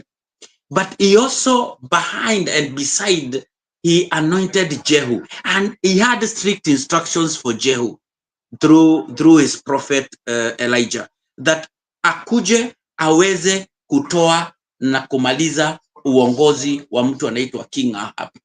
So in a nutshell, what I can be able to say is, as we debate upon who is going to take the next mantle of the ODM, who is going to take the next leadership and ABCD, we need to understand that it is not the person who chooses, because we can look all over. Even when Moi decided that he's going to choose Uhuru, the people rebelled and refused. It is God who appoints. So it was upon the time, it is just appointed that God ordains his leadership. God ordains his direction. And in this sense of Baba, his time was up, and God has been able to protect his legacy in a way that he has not been corrupted within his many decisions that he could have done. It was not a good decision for him to come into government. I know, even if you've been following even the family, they have been very specific that the Gen Zs have been were always calling for Baba to die. So it was not a good position for Baba to be. He was always torn between two things, two devils. Actually, I would speak like the Americans, the way they usually say it. He was between the deep blue sea and the high noon. So, but he had no any other option unless to propel himself forward. Now, the other thing that was also difficult for Baba was that he was surrounded by people who are also going through the eons of their life. People like Waparanya, people like Joho. These are already worn out characters, and they are looking for a way out of their situation because they cannot become anything. They have no relevance. They can only become president, vice president, cabinet ministers. So they have no any political mileage behind them that they can be able to help. They could have been able to help and propel the purpose within which what Baba wanted. However, that was his people. As you usually say, the president's men. These were his men. These were Paranya, Kinabadi. Now they're also the new blood which was coming up. So it was always a fight between new blood, and Baba was trying to balance between those two camps. There were new blood, which was Kinababu and Sifuna and Hamisi and the likes. And then there are the old men, the likes of Paranya, the likes of Joe and Badi. However, now to be able to balance between the two, Baba was torn between agreeing upon moving together with UDA towards the next phase of 2027, or having continuing their own identity as an ODM. Now, even now, moving us forward, there is the people that are carrying a worn-out rhetoric are basically the likes of Kina Paranya, Kina Badi, and the likes. There is a new blood. The people are craving for new direction and purpose. And now, what God has done is He has taken away Baba and Baba's direction. It is upon now the people to choose their own leader. People don't do, even God Himself sometimes had to leave people to make their own choices. And in this sense, people have already chosen in the direction. You could hear through the people. You could go through the social media. You could see through the interactions of these young thugs with the people on the ground. Kina Sifuna, Kina Babu. Yesterday, Babu was entering Kisumu. You could see the euphoric following this guy. And then the other thing about Babu cuts across as first and foremost a youthful leader. Second, a fearless leader. Thirdly, he cuts across tribes. For Kikuyu to vote for Babu, it's easier than to vote for Badi. Why? First and foremost is because he is able to identify. He is in a cosmopolitan. He leads a cosmopolitan, diverse constituency called Embakasi. In Embakasi, there are all manner of tribes. There are Kikuyus there.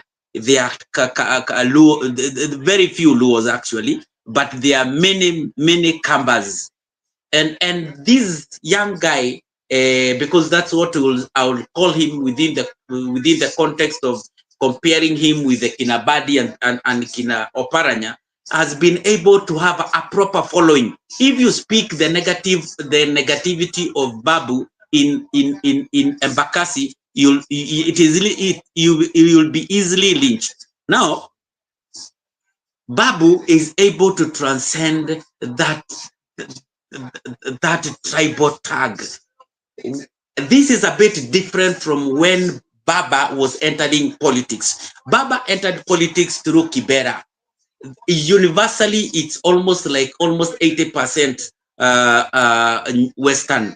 But Babu has entered politics through Embakasi. Embakasi, if there are many rules, maybe it will amount only to 10, 15, or 20, at most 20%. Most of it is Kayole, it's Kikuyu. pipeline, these guys called the Kambas, and the other tribes kidogo kidogo, Waluya, hapa na pale. So this is a guy is that will not only be able to, and it is very easy. And then he is also married to a Kikuyu. That's also a plus in terms of national appeal. Because as much as we may hate one another as a tribe, it is also cognizant. It is also very important for us to be cognizant of the fact that no one tribe can be able to rule without other tribes being able to support your endeavor. Finally, if I may say this, I will say time ya ODM, I think imefika. It's either they come out of the cocoon, and they metamorphosize, or they just die. They either fly, become a butterfly, or they just die. So, and it is just that simple. They don't have two options. They have to find an identity. Yes, I want you to leave it at die. You know, that point that you left at ODM will finally die. And Alex Budi had a rebuttal on what you had said, so that we have this conversation going. And I also have a Dairas. You know, Mzalendo, all good things always come to an end. Yes, unfortunately or fortunately, all good things. I need you to land. Yes, or I mean it. Mtu anaitwa Babu ama the likes of Kina Sifuna, they have to look for their own identity and direction. And I don't think they will be able to find it and direct it within the confines of ODM as an old. It's just the way Jesus said, putting new wine into old wine skins. It is going to be a fight. No one is going to come out unscathed there. The best way and the only way is for ODM to die and give out new sprouts and give it more life. I finished with it. All right, Alex, you had got something to say before I welcome. Yeah, quickly, let me do it in terms of bullet points. I think we need to be very attentive, extremely attentive, in order for us to connect the dots to form a straight line. If there is something today I took out of that podium in terms of where we are today, it is a long con that I will put on the side, because as we talk about Raila's legacy, this really dented him. And let me capitalize my words so that you can understand. Unfortunately, Olusegun Obasanjo made me connect dots that I should never have connected in my life. And I want you to remember what he said. When we had that meeting in Mombasa, which meeting?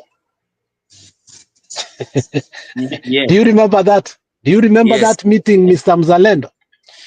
Mm-hmm. Before that meeting, mama kutoka Tanzania alisema Kenya shida yenu ni mtu mmoja tu peke yake, ni Gachagua. Why would a president of a country single out a person and say mkitoa hiyo shida mtakuwa vizuri? So the long con game of removing Gachagua while we are in the street being told in as much as I love Baba, I said this, reaction and action are opposite and equal. This long gone game, we cannot allow it to be perpetuated within our circles of politics, because that is what today is ailing us. And remember, the issue when the Chief Justice went to visit Ruto, and then words came out that Chebukati is going to take this. Ahmed, the former also IBC guy one was going to the appellate court and or high court, and the other one was going to the Supreme Court, and Koome was to be taken out. And Raila became so harsh on this, the next day, there were people in a small talk room saying, Baba is going to AU. And we thought it was gossip. Only that Baba to come 2 days later and say, I have been doing consultation for a lengthy period. Now, Ruto today said immediately after the election, what did he do? So let's not come here and say things while we now have all the information. Let us acknowledge that all along, and Mzalendo, I told you this, because we participated in 2007, and I was so shocked.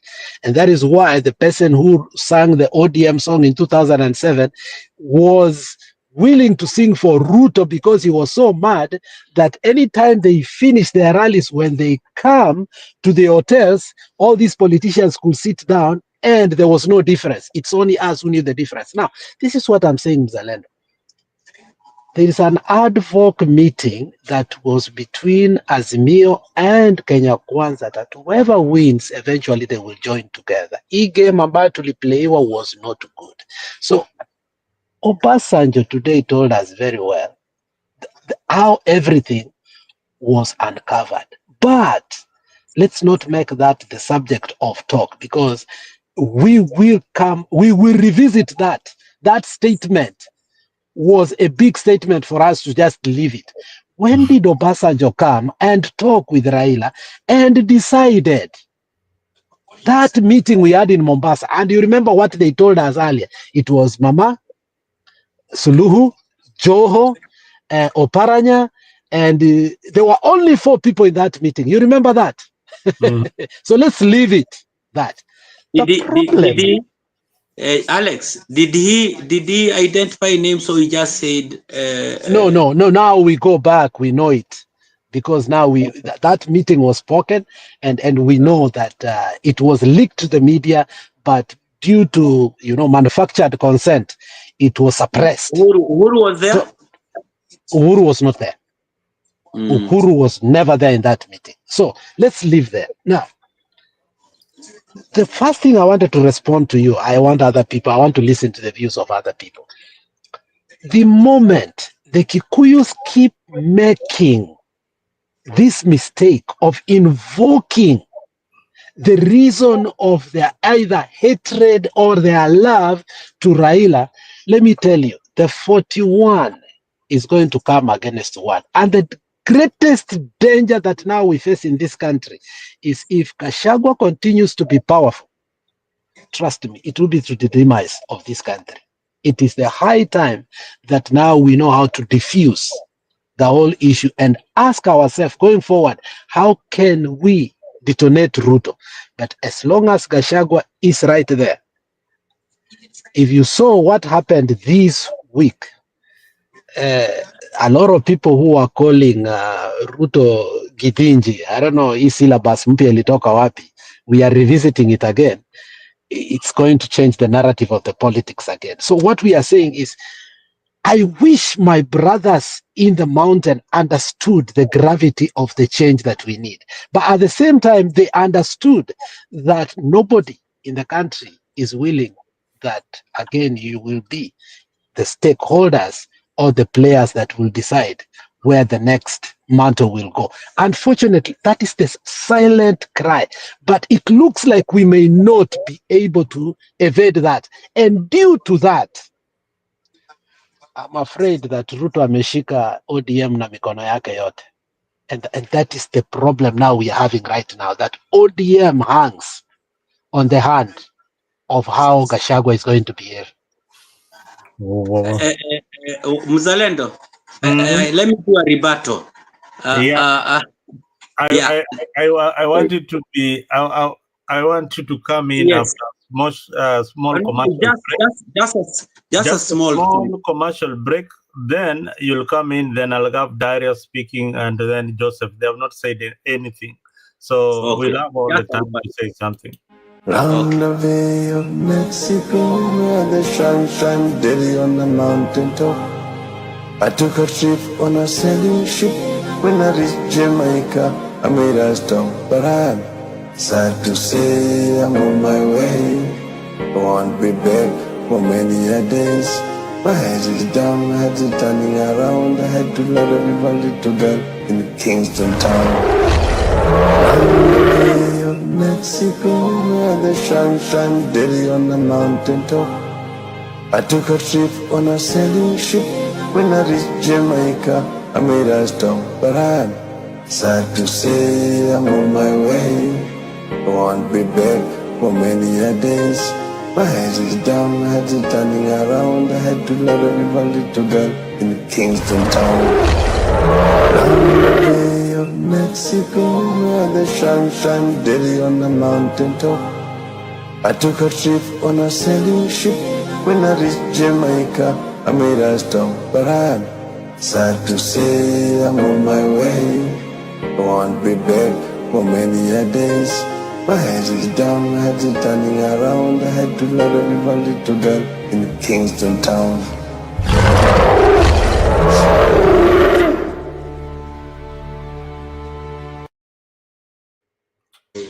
All right.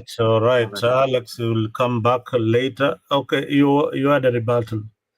Yes, what I wanted to say, and in particular, I want myself to be very candid on this. And this, when it touches the relationship, the contest, the relationship between the Kikuyus and the Luo vis-a-vis in other tribes, and in particular in politics. First and foremost, everything that we are and we do, every strength that you do have as Mzalendo, it's always God-given. It's given from God. So what Kikuyus have, what they stood for, what they stand for, it comes from God. Their strength, whether in politics, in numbers, in economics, it's not something that they just woke up and decided we are going to get this. It was given. It was it is and it has always remained a privilege from God. Having said that, it doesn't mean that what and how Kikuyus are is they should take it like it is their right. It isn't their right, and we don't take it as our right. However small or however big a community is, there is always and there will always be a direction, a purpose, and an identity surrounding that particular community.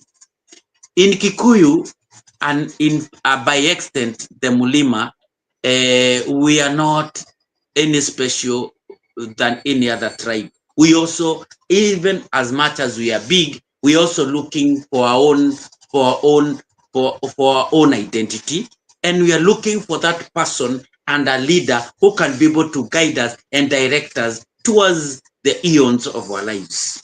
This time, the tomorrow, and the day after tomorrow. Now, our choice of leadership basically might not be in particular be the choice of other tribes. It might not be the person that it is. For a good example, let me give a good example, like when the Luos decided they want to follow after Raila. And the Kikuyus were always pro, and they have kept being pro Orengo for many years.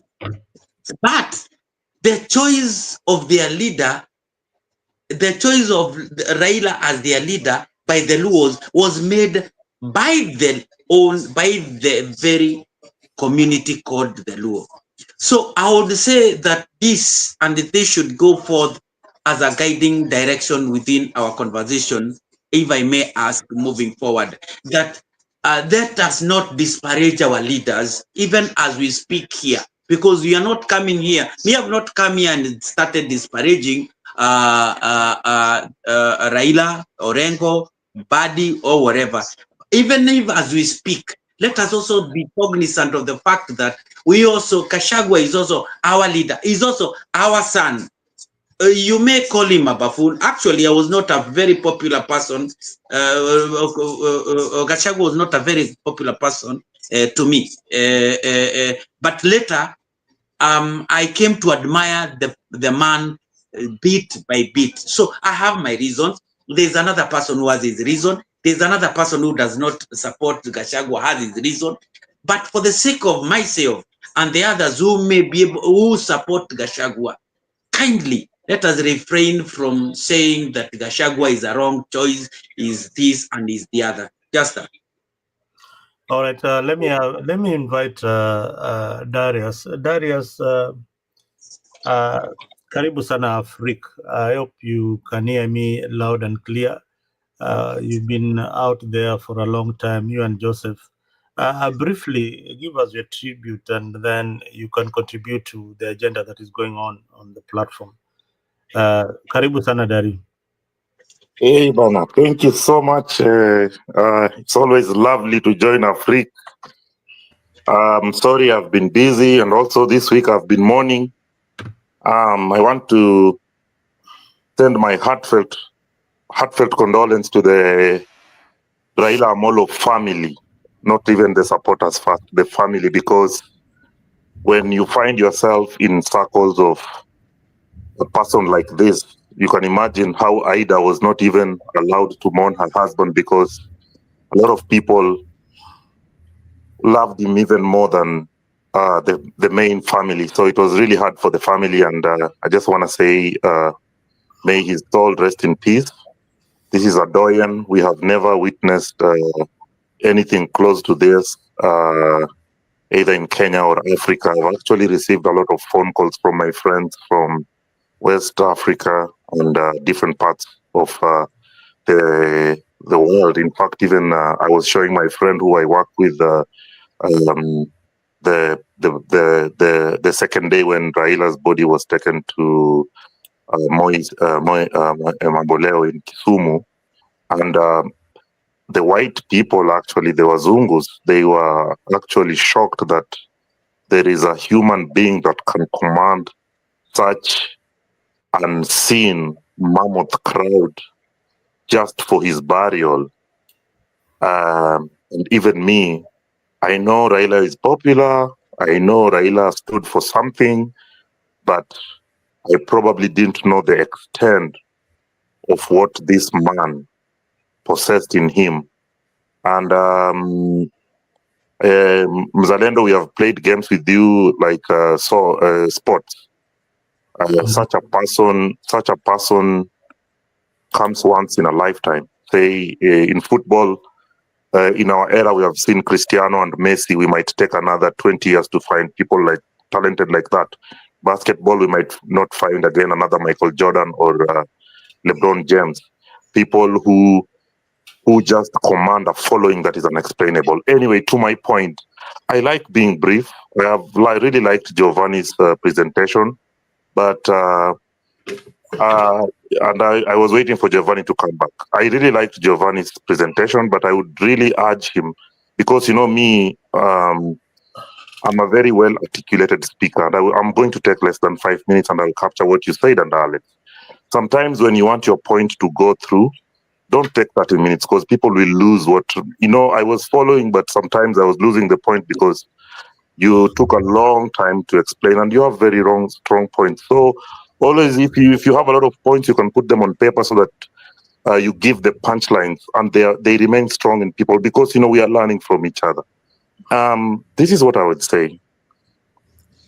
Even before Raila died, I always spoke to Mzalendo, and I told him that Baba, as he was referred, people might not understand, but those who are very smart in this burial, if you caught something out of this burial,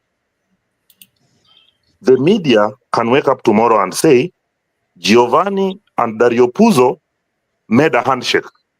That is the media's prerogative. It can say that. And we decided to call this golden bag scandal. That is their prerogative, and it becomes a narrative. But If you were listening carefully to these 3 days of madness, because this is not a normal burial, this was crazy. Seeing people like that is not easy. The main thing that I captured here was Raila Amolo Odinga never had a handshake, never had a dialogue, never had this one broad-based. All these things that were happening, they were called forgiveness. By forgiveness, I will explain to you. It means somebody has insulted you, Giovanni, or Mzalendo, or Alex, or Joseph, and you have the power to say tomorrow, I will still talk to you. I live in the United States, and I meet Kenyans who say, me, I will not talk to other Kenyans. They are bad people. They said ABCD about me. I'm moving away from those old politics of we are following Mzalendo or anybody. I'm being realistic about the situation of what has happened. So, in this situation, I know people have called this guy Chawi, this guy enda ufanye sijui nini, mama yako alifanya hivi, baba yako alifanya hivi. He never put any of this in his heart. In fact, if you wake up in the next morning and you see me saying hi to somebody that really insulted me yesterday, then ask yourself as a Kenyan today, if I take 2 steps back, can I really forgive somebody who really, really, really made me feel bad yesterday? That is the power that this guy had, that nobody will ever understand. You see, Uhuru Kenyatta right now, he has refused to talk to Gachagua because Gachagua really insulted him. And he has refused to move on from that. It is where they leave each other with Raila.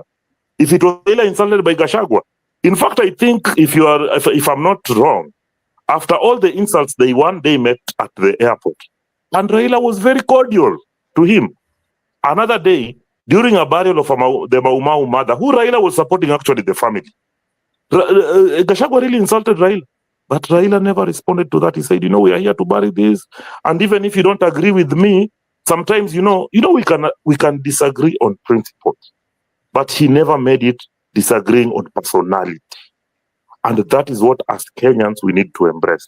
Just before I cut off, because I promised I was going to take less than 5 minutes, a very important thing is this. The championing of this guy that he did was he tried to empower institutions, because he already knew I have a very massive following and I can stop things from happening. But we need institutions to do that. In Africa, we are behind today because for me to go and get an ID, I have to pay to be given first-hand service. Why can't this institution just do the job? That is what he was fighting for. And for us to protect his legacy, we need to ensure that even, and this one I'm not lying, and today I think Mzalendo will agree with me, we never agree. Before Raila died, he really insisted on Senate, was it Senate, for this Ugatuzi money, for the CDF to be cut off. Because there is 2 kits coming out of the government to be given to these people, and they're eating a lot of this money. But he really insisted, and it was making him unpopular to the MPs. But he kept telling them, no, CDF needs to be cut off. If we have already fanya Ugatuzi, now money should be taken to the governor to run the county. It is very true. I'm being honest today, because it was the burial day of a lion in Kenya, who actually wanted to inspire us to understand that we have rights, to make sure that we get services. Some of us are here in the US and we don't want to be here. We want to be home, where things are working. But this is an African problem. It has been a challenge for Raila. He has tried, but it has been a challenge. Before I finish, let me tell you, we have come up and said, Gen Z was sabotaged, Raila messed up Gen Zs. Can you ever imagine having a trigger-happy president like Ruto, who even the first day when Raila's body landed, kids were killed in front of his eyes and he was looking at them, and he has not even made a comment. There are people shot at Kasarani because of being unruly. Because I'm from Busia, I'm a Luya. We mourn the same way as Luos. And that is their way of mourning. And you have put guns to finish them in front of a sitting president. Let me tell you, today, and you will quote me when I join African one other day, because these things I've spoken to Muzalendo before. He has not been agreeing with me, but he will see them pan out. Let me tell you,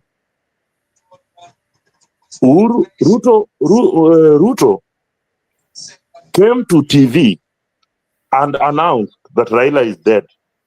And in 5 minutes, he signed 8 draconian bills. Because as he is crying, he's not crying inside. He's saying the person who could stop this is gone anyways. So I'm daring Nick. Let him try to incite this Gen Zs again and say, go there, you really helped us, and you see what this man can do. The reason Raila went and said, you know what, if you need a handshake for you to calm down, I will do it. But these kids are coming to the streets every day. We are clapping for them, but every day we read in the news, 5 have died, 10 have died, 15 have died. But it is not our kids that have died. So when we go home, we count our kids are all there, we sleep well. We say, Gen Z's were this idea, but those parents who lost their kids, what can they do? And among the 10 points agenda that he made, he said this: these kids' parents need to be given a compensation, including back at 2007. It is because it is unstoppable when you have a greedy man like this one who is now on the chair, and no Gen Z can tell this guy that we can come to parliament and take you the mess and you resign. This man cannot resign. He has really wanted power all his life. And now, pray for Kenya. He has signed these draconian bills. This guy is not there. If we are not careful, we still keep saying, our leader is Juyu. Our leader is this one. No. We are now one people. There is, in Central, and Giovanni, me, I'm very honest. In Central, MPs went to parliament by insulting Raila. In Nyanza, MPs went to me. I'm neutral. Me, I'm lawyer, so I can say this. In Nyanza, MPs went to parliament by being in Raila's pocket. So I want those orphans of Raila, first of all, because they were not even deserving to be in parliament, to be kicked out. In Central, now you will give us good MPs because you don't have anybody to insult. You will say, mimi nauza sera, majani chai yenu ndaongeza bei. That is the one we want. In Nyanza, you don't just bring a Junet who doesn't do anything, but because I'm in good books with Raila, I'm here.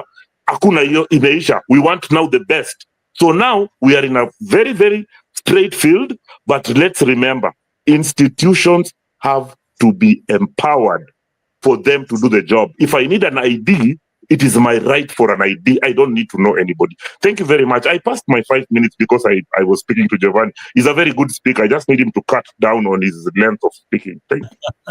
Thank you. Umeongeza kama Giovanni. Giovanni is learning, and I think Eric has been there waiting for a very long time. Eric, kalia tu hapo kidogo tu. I need to welcome Jose. Jose is all the way in Qatar. Maybe he has got something to say, a tribute to Raila Odinga. And you've been following the conversation where we are at the moment. It is how are these people? Darius has left a very good point there. That these orphans who are hanging on Raila's court, they need to be kicked out. But it will be difficult because one thing, they will be riding on a legacy and saying that we are the only people who can carry Raila's torch. So Joseph, karibu sana, and say something. Thank you. And congratulations for winning the game today. I know I've got two diehard Manchester United fans here. Congratulations for beating Liverpool for me. Thank you. So sorry, I was today I was late. I was discussing about I was in the football program in Africa. We were discussing about football, and I did not see Boni. Boni amekuja kujificha huku. Amejua mambo ni moto sana kule. No, no, I don't want you to Jose, answer. Don't answer me. No, Tapatana kwa football. We don't have Tapatana kwa football. Let me give the tribute. Okay. Also in football, we gave the tribute. Let me give the tribute before. Boni staki uni confuse one. So I want to take this opportunity to send my condolences to the family of the Right Honorable former Prime Minister Raila Odinga. He's a man who really brought changes, which some of us may agree, some of us may not agree, but all in all, we know that changes were brought even in the electoral reform. So people might come and say, no, it did not happen, no, it happened. So that one is a give or give. It depends on the person you're going to ask. Then I'll go to, because I have so many points, because Giovanni has talked a lot of points and Dario has talked a lot of, now we need to analyze them. And I also saw Alex somewhere leo, niliona Alex Bundi pahali akicomment, alikuwa na makasiriko mingi sana wakati ceremony ilikuwa inaendelea. So I will start with Giovanni. Giovanni said some certain points here and said that we should stop criticizing leaders if they are coming from certain places. I come from the mountain, and I will tell you, I'll criticize somebody with the things that he does.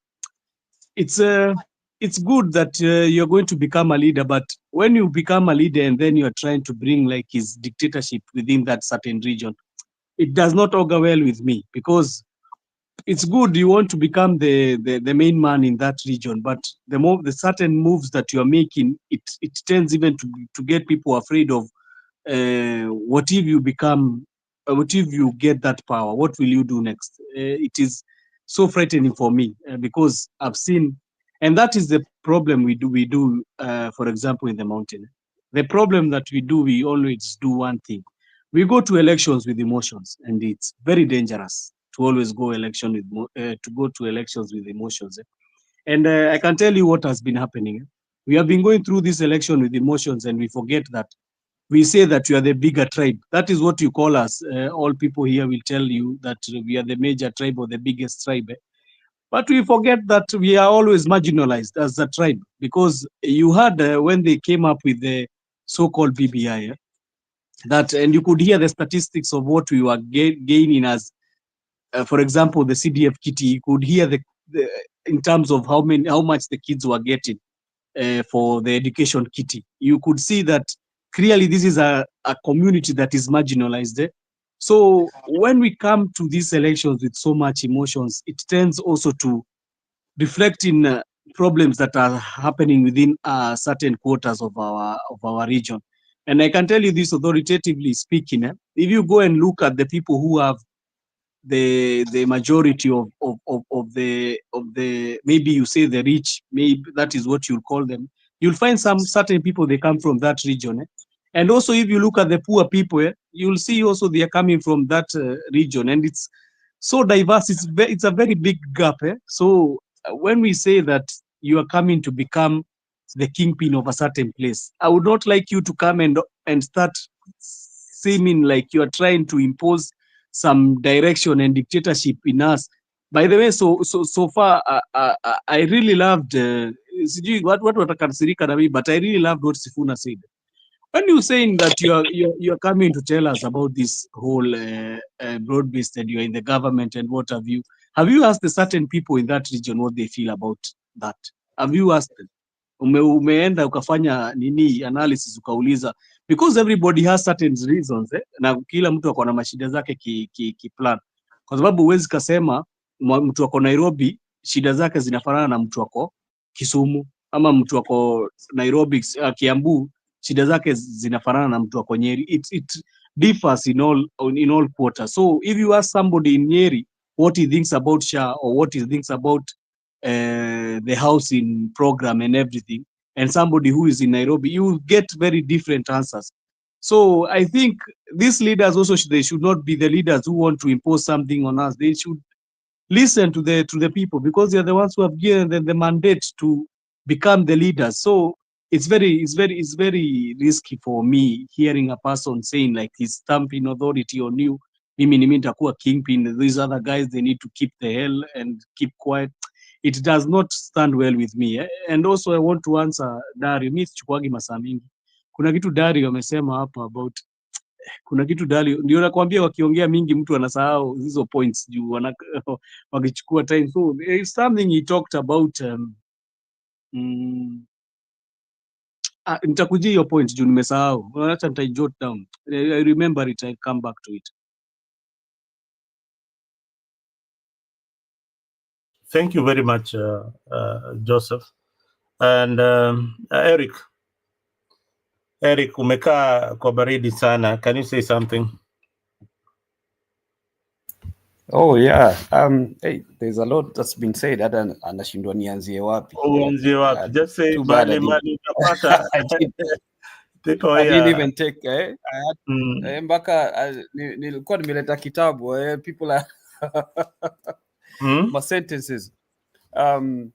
Yeah, so where do I start? Tulianza where who's you can start with this the succession that is going on. The succession, yes. I was about to start from there. Okay, my feeling is that Babu and Sifuna, they've got the ear of the youth. Tuseme, if we take the example of what happened at the burial, unaona ni kama a change of guard. I don't know if anyone saw that. The old guard, hawa kina Mbadi, wakina nani, they don't have that that pull of the crowd. So inamaanisha even ODM kuna hiyo change of guard that is happening. So either Sifuna or Babu can be able to take over, but will the old guard allow them to? I don't think so. So kuna hiyo push and pull kwa ODM, as in who's going to take over from Raila. I don't think the old guard will allow Kina Sifuna. Right now, I'm just seeing Robert Alai saying Sifuna will be out of ODM by November. And what I know is that Baba used to protect Sifuna a lot.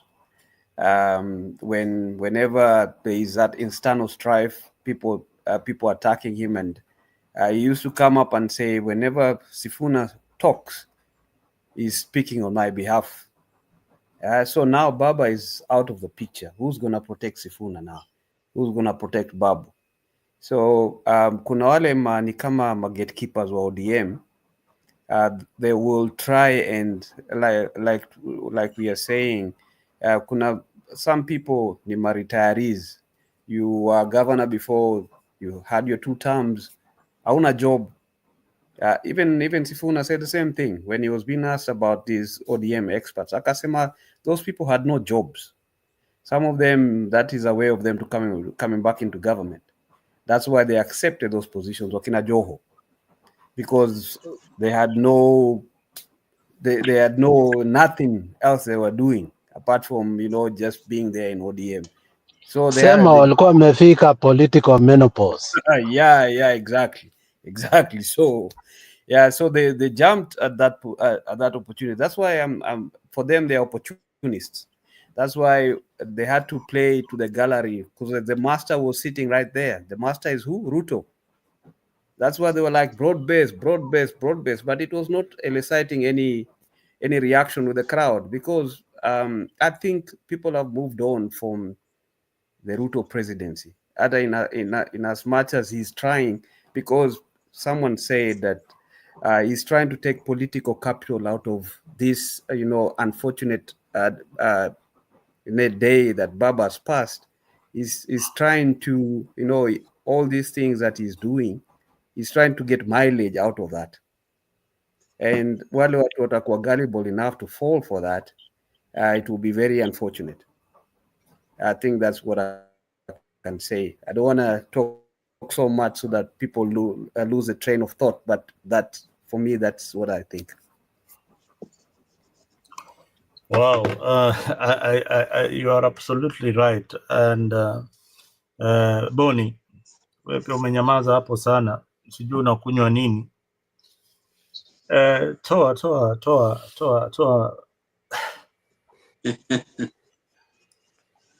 Toa hiyo point. Mzalendo, nimesikia unakunywa uji. Nasikia Raila na Uhuru walikuwa wanakunywa uji.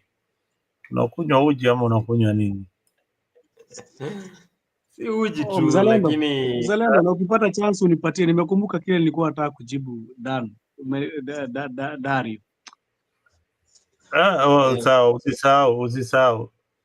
Boni, nilikuwa kabla usahau hilo yani, unataka kusema. nilikuwa nataka kujibu hiyo ya, nimeona hizo tweet zinaendelea kwa mitandao kwamba Sifuna atakuwa anatolewa katika chama cha ODM baada ya Raila kuaga dunia. Yani, if they do that, I think that will be the worst thing they will do, because Edwin Sifuna has been one of the loyal and also patriotic leaders when it comes to the ODM, and he has been very close to Baba, and him being loved by Raila Odinga. Does it mean that now we don't have Raila Odinga? They have to embarrass Edwin Sifuna. Edwin Sifuna should remain in the political party because he has been very firm when it comes to making sure that any affairs that involves the political party is well organized. So Sifuna is there to stay. So anyone who is I also heard Mzalendo saying that they might try to remove him from the party,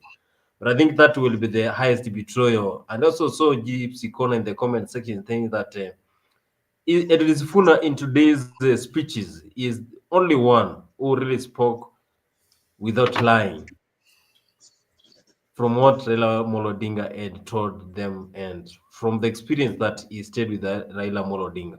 So I think if they do that, they will betray Edwin Sifuna and also even what Raila Odinga had impacted to the Nairobi Senate.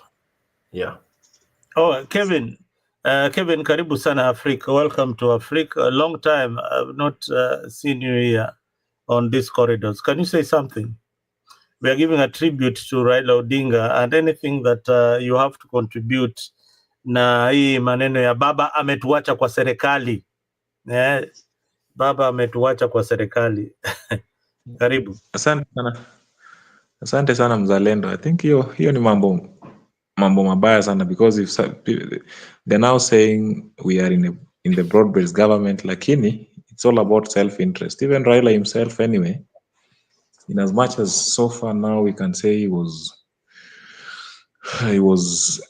supported so many people to come into the government and all that, the likes of Joho, everybody who spoke there, he felt that they just have self-interest and they are not having the nation at heart. You know, when Ruto said that whoever will have an attempt of tearing ODM apart is not going to tolerate it, I felt that was just a political tool that Ruto himself is trying to use as he looks forward to 2027. It's not right, and nothing much will change. It will come a time that ODM as it is will tear apart. At the moment, they are together just because of the crocodile tears today. We will mourn for the next 2, 3, 4, 5 days. Something else happens in Kenya. We are used to forgetting very fast. We will forget about Raila. I mean, it will just be the normal way we forgot about Tomboy and the rest. And even Ogola. Who talks about Ogola now? It's the same people. It's the same thing that will happen. No one will be talking about Raila. People will be talking about current political affairs, current situations in the countries and all that. So this thing of we've been left in the government is not something that is going to stay for long. And these people are going to tear apart. There's new political waves which will come up. Trust me, Ruto will have very hard time dealing with the ODM members because the unifying factor is gone. They feared Raila, but now Raila is no more. They cannot listen to Millie Odhiambo. They cannot listen to Gladys Wanga. In her speeches, I had her talk about boldly, I mean, with a lot of boldness. But those will not be looked into by many people. So ODM will no longer be there with time. That's my take. Yes. ODM will no longer be there. I don't know, Eric. Do you agree with these people that ODM will no longer be there? I don't think that ODM is going anywhere. Ruto has said it clearly that he's in ODM. This is my take.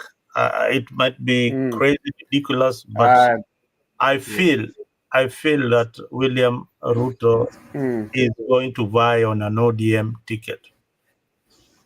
On an ODM ticket. That is the only thing that will Exactly. look. That's my point. I was just about to. Mhm. Yeah, Ruto Yeah, I will was vie about on to say exactly because the same thing. that is the only glue that he has to ensure that these leaders who are elected on Raila's umbrella can stay close to him. Because if he leaves that house Can stay divided, close to him. yeah, if he leaves the house divided, the only other person that can unite and let the issue of ODM being a national party has ended with Raila's death. Do you all agree with me that ODM will no longer be that national party that it used to be? I foresee a situation where somebody like John Mbadi will be the only unifying factor within Luo Nyanza.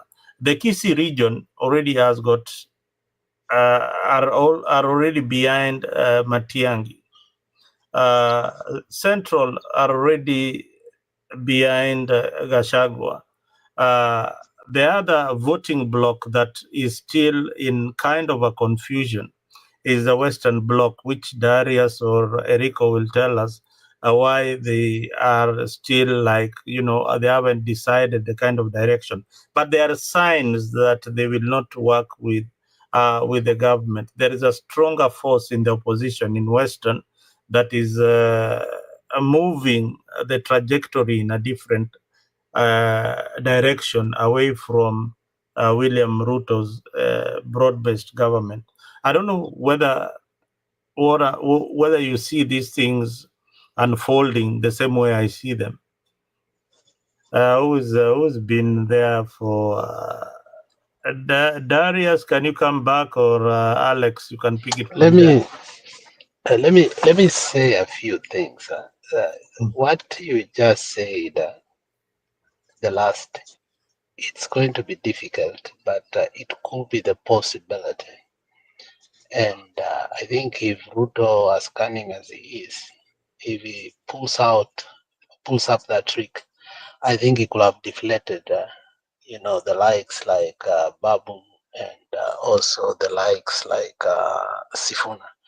But Machiavelli politics always says, in the end, you bring your political force closer, than your friends. So I think in the end, as you have seen the politics of Kenya unfold, I think Sifuna and Babu will have the last laugh.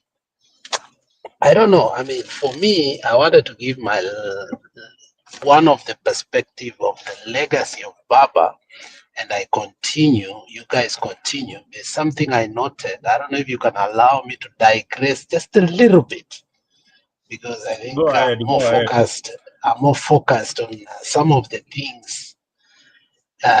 So Mzalenda, I want you to help me this. Maybe I will say something that probably you noted and all of us noted, but we were tongue-tied and we don't want to speak about it. And the unfortunate nature of politics. Now, on a political front, we all agree that Baba was given a befitting send-off. And one that befits his sacrifice, his stature, but above all, a country and what actually Orengo said, that the people from that region have sacrificed so much, and none of them, and even gave an example of even how Jaramogi was refused to be accorded. However, in all this, you noted that Ida, as a mother and as a wife, first of all, had a classic eulogy of the husband. If you looked intently, and today I held the Jaramogi Oginga family very high. In fact, somebody like Akinyi really disappointed me. I'm not gonna lie to you, bringing some issues that In one way, you say Raila refused to be beaten and ABCD. In other way, you say when he went to Kenya Bureau, he was disciplined. I mean, I don't know. She was not cogent in one way or the other. I mean, for me, there was like a confusion. And I can understand that in terms of when there's a funeral. And, you know, it always happens. But when it came to Mama Ida as a wife, I can almost guarantee you, I said, I see the power and the reason why Baba was able as a husband and a political front to succeed. And I think Mama gave us good lessons in regard how to succeed on the front. You can contrast how Rachel on the political front has been frustrated because the way Ruto, you know, micromanages her. If you speak to Mama Ida, you are an enemy. Like, yeah, Rachel Ruto does not have that flexibility. If Ruto died today, Nikama, there's a funny comics that goes here in Facebook and TikTok. There's this famous athlete that died, and now the wife looks more beautiful than when the athlete was was alive. You saw that. Now, so Mama gave a classic eulogy to the husband, but there was a glitch, and this is what I want us to learn and see that shocked me in terms of the capacity of Baba. Later on, when Millie was speaking, we were interrupted and we were taken to the second section. I want you to pay attention to this section, the second section. I believe Mama left it intentionally. And the reason Mama left it intentionally is because it had dark spots. Because it was unbelievable that my best friend, my friend, Fidel's wife, and Fidel's son, who traditionally is supposed to bury the grandfather, was missing. A man who controlled the politics of Kenya, a man who we loved, a man who literally was power and walked power. But at death, it was impossible, even the government machinery, to bring the son of Fidel in whatever capacity to that funeral. It was embarrassing for me to hear that Luam was not there and Fidel's son was not there. And that goes back to what you know very well, was being fought in the media. And you saw it in courts, that we were fighting an estate of 40,000 because there was alleged that Fidel had other twins. And if that's what it takes to dent a man and a stature of Raila's capacity, that when he is buried, we realize such a glitch, I was so disappointed. For me, that legacy was saturated a little bit.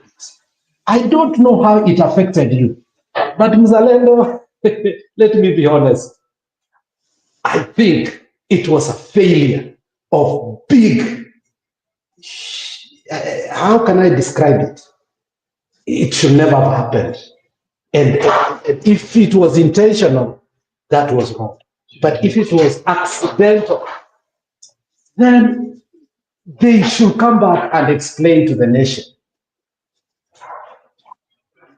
But that was a big black hole that we must remedy, that we cannot be celebrated by the whole world, but the one that was supposed to buy. And I will go back to somebody who invoked religious invocation here. Moses, his children failed to take over. Aaron, his children failed to take over. Samuel, his children failed to take over. And that has been the story of the great men. But however, David understood that, and Solomon, a child that was never supposed to take over, took over. As we talk about who takes over Raila, it is sad that it's Oburu we are talking about. Well, I'm not being misogynistic, that my younger sister can come from Ireland to take over, but on all rights, I should have seen Fidel Jr. there, taking the footsteps, just like Uhuru Kenyatta did. And in the future, we can say here was a man who walked next to his father's grave. And I appeal to us as a nation that such kind of embarrassment should never have happened. That is one thing that I noted in terms of the legacy of Raila that I did not like, Mr. Mzalendo.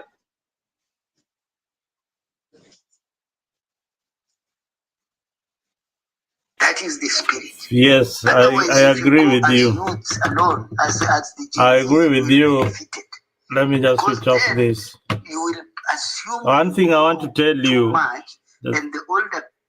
One thing that I want to tell you that I had noticed that, but at the moment you could not even raise it because people were really focused on different things. But another sharp thing that that glared, and everybody might have ignored it, but me personally, the way Raila died, I feel a little bit let down by Mama Ida. And William Ruto narrated how they were making frantic calls between India and Kenya. And you know, Raila had been sick for a very long time. That is when I came to learn that he had also been to the US for treatment. He had been to Canada. He had been to Dubai. He had been to so many places for treatment. Now, the only place that was left is India as an alternative herbal treatment that he was going to get in that funny hospital that he was in. And I felt a little bit disappointed. And as a Luo woman, I think she's hurting so much that she didn't die by the side of the husband in his last moments. It's only the daughter and the bodyguard who were there, and the personal doctor. That caught my attention.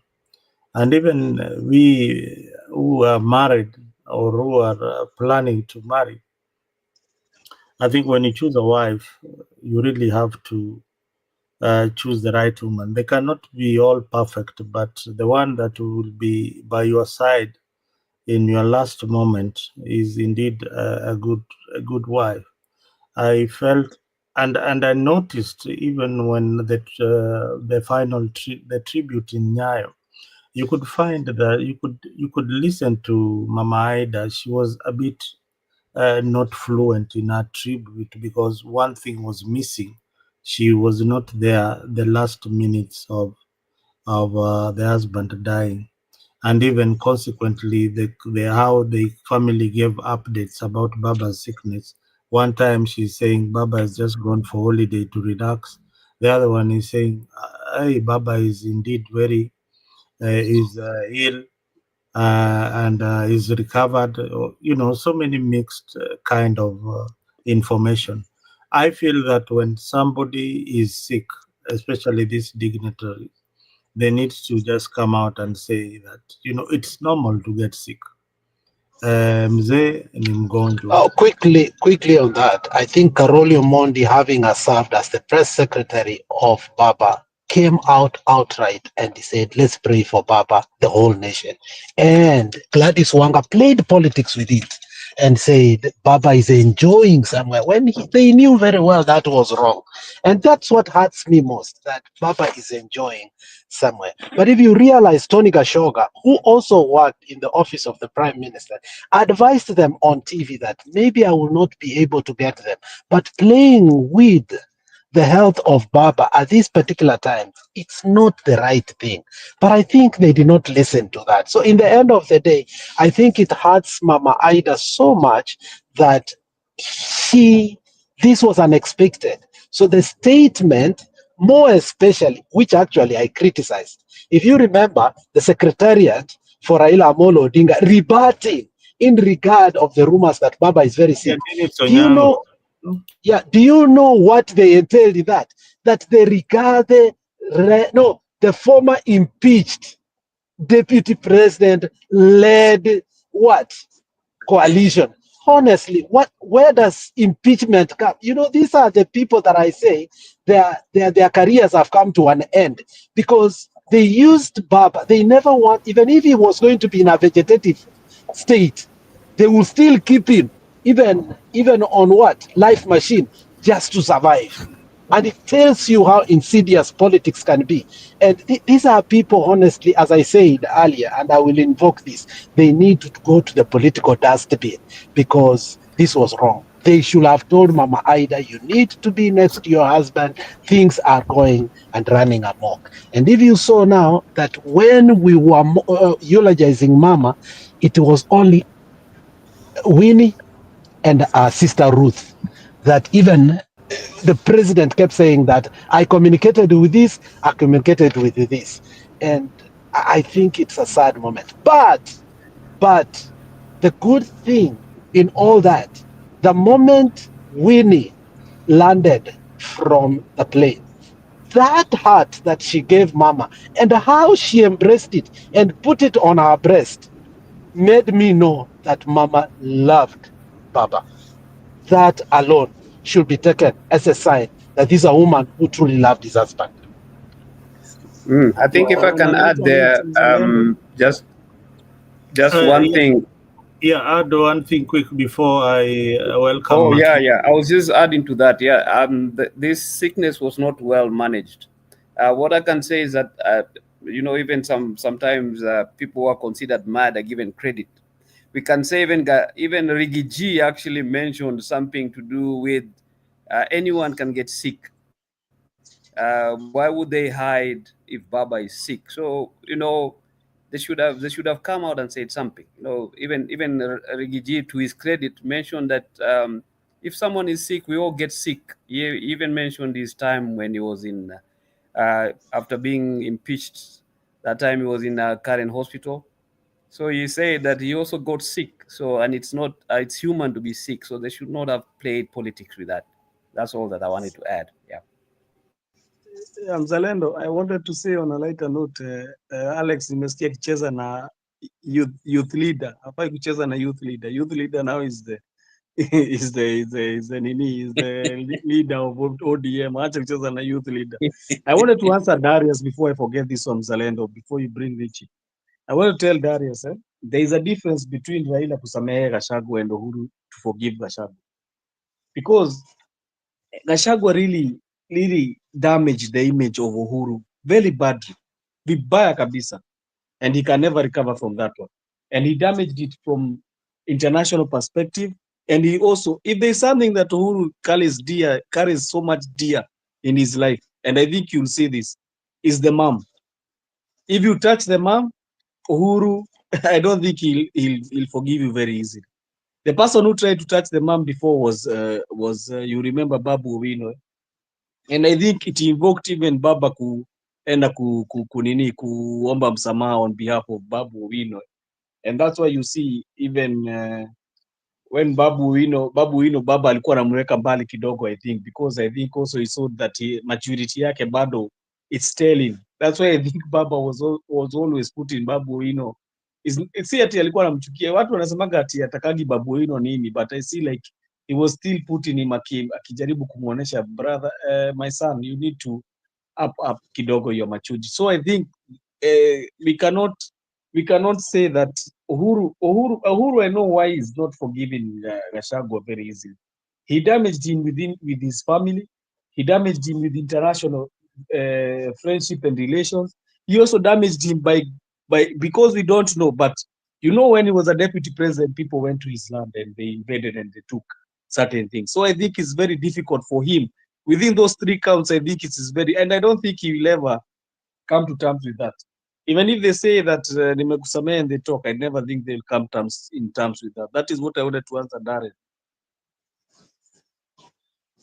No, Mzalendo. Thank you.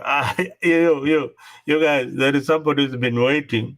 I really want to bring him in. I know, Giovanni, you've got something to say, but Makiadi has been there for a while.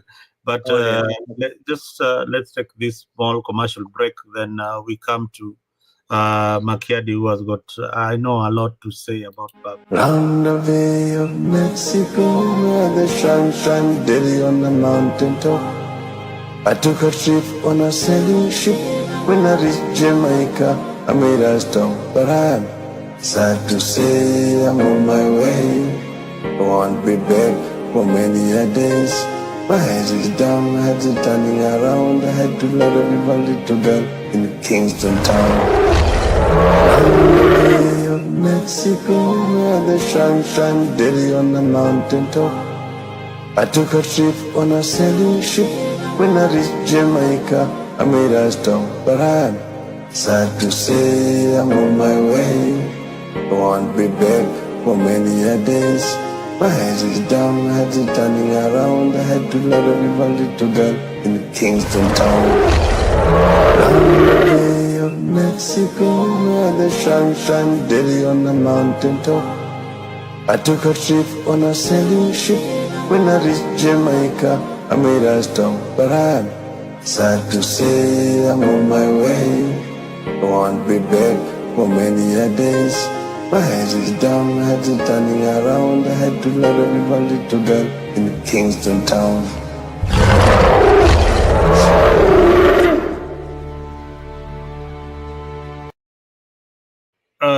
Richie Skumingi Bana, welcome to Africa. I know we have been at this war for a very long time, supporting Baba until he joined the broad-based government. Also, Nick, Yes. my microphone has been having issues, but I'm listening. I'm sorry. If I could whisper something. If you could whisper something, but can you come just immediately? Let me time myself for just 1 minute, because I know. Okay, 1 minute. That is 1 minute. Your minute starts now. Yes. Yeah. And also, what I wanted to share was this. I already spoke about the legacy and everything. So my next point was just to say that, the way the legacy has happened, and we saw, first of all, I'm an ODM supporter because it has been the most consistent party. But even the way Sifuna dressed today, it looked like he was not ready for this. But when he was given the microphone, coming from my village, he really pointed out very strong points. There is simmering problems in ODM, but not simmering problems that can help the country. It is simmering problems that the old people they want to think the old way. And these young people will embarrass them, but they won't win the fight. These old people will remain with a party that will be a shell. And these young people will move away from this party claiming they were pushed away. A lot of secretary generals have been pushed away from ODM because people put a lot of pressure to Baba. The biggest person who spoke in that burial today that showed what legacy means is the one who said, even the stepsister of Raila, who said, even in families, we have disagreements when Baba wants to make a move. And I am the one who even one day, it was so bad that when next day he woke up and said hi to me, I was shocked, because that is why I was using the theme of forgiveness. Baba does forgive, but he is human. People thought he was immortal. He is human. He can make mistakes. And some of these moves were not right. Some of them were right.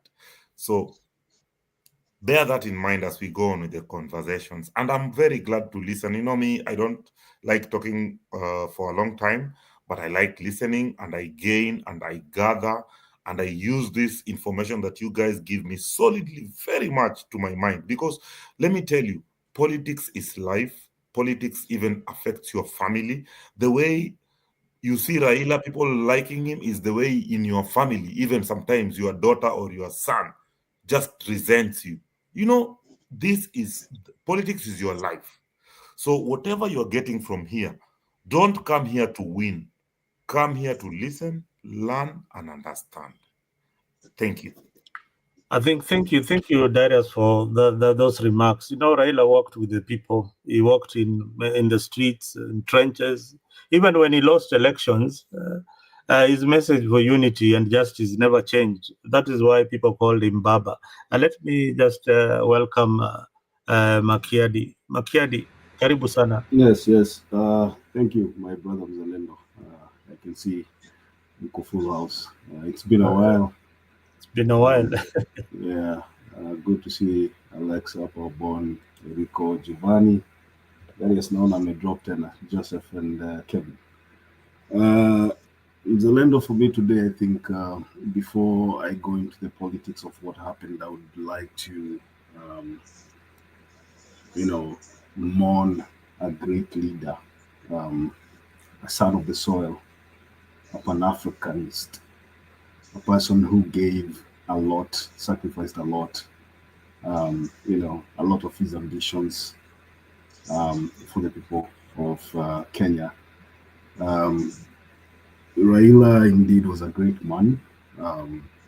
Sometimes when you look at these videos, kama umecheza, it brings sadness and sorrow into our hearts because you will not see Raila again speak, you will not see him walk, you will not see him again interact. There is no Raila in Kenyan politics anymore, so it is gone.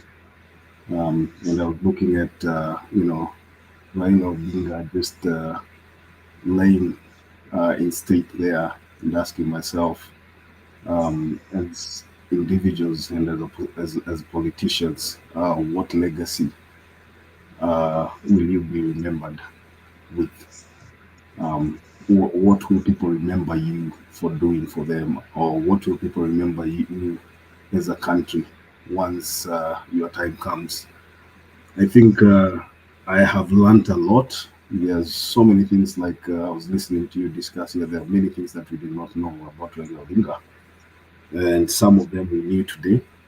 And one thing that I don't know, I mean, as Africans, as people who are successful in politics, Raila Odinga is one person ambaye sijasikia skandal yoyote. Sijasikia mtu akitoka huko akisema mimi nilikuwa bibi wa pili, nilikuwa naishi Mukuru kwa Njenga, hata mimi nataka haki yangu. I have not heard that. Maybe I'm just jumping the gun, but so far sijasikia any scandal, which is a good thing. He was a family man. People are asking kwa nini Raila ako na bibi wa pili. Maybe he was a family man. He trusted in the values of a family, a wife and kids. Something that most politicians and most people who have money, like he did, do not believe in. We always say that Raila was a billionaire. Kila mtu alikuwa anasema kwa nini Raila hawezi tumia pesa kununua ikiti. But you have seen from the mourning that has been happening in our country right now. I read a comment somewhere where somebody asked, what happens when some of these leaders die? Are we going to have an organic kind of mourning that we have seen as a country, where people just come out of their houses, their towns, their villages to mourn Raila because they loved him as an individual. They loved what he stood for. Raila did not buy anybody. In fact, people used to call Raila stingy because he never used to use his money to influence anybody to support him. It is about what he believed in, his values, what he stood for. Most people, Zalendo, we will talk about the politics after this because I know there will be casualties. There are people who will be thrown to the political dustbin. But I want to declare that Raila Odinga had people who believed in his values as a politician. Some people call him a social democrat. Some people have different names. He was given so many names because people knew that Raila Odinga had a stand. You might not agree with what he did at some times. Most of the time, maybe most people did not agree with what he did. But the truth is, he stood firm with what he believed in.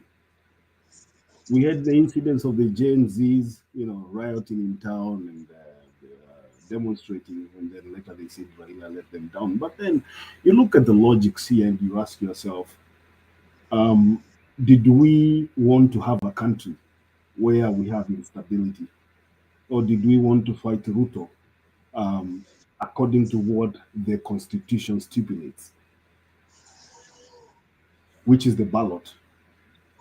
There's a debate there, but I believe whatever Raila Odinga did was for the good of the country. Yes, we have Ruto. Yes, we have means to get Ruto out of office, but I don't think if we had come together as a country and followed what was being, advocated for, we would probably not have a country right now.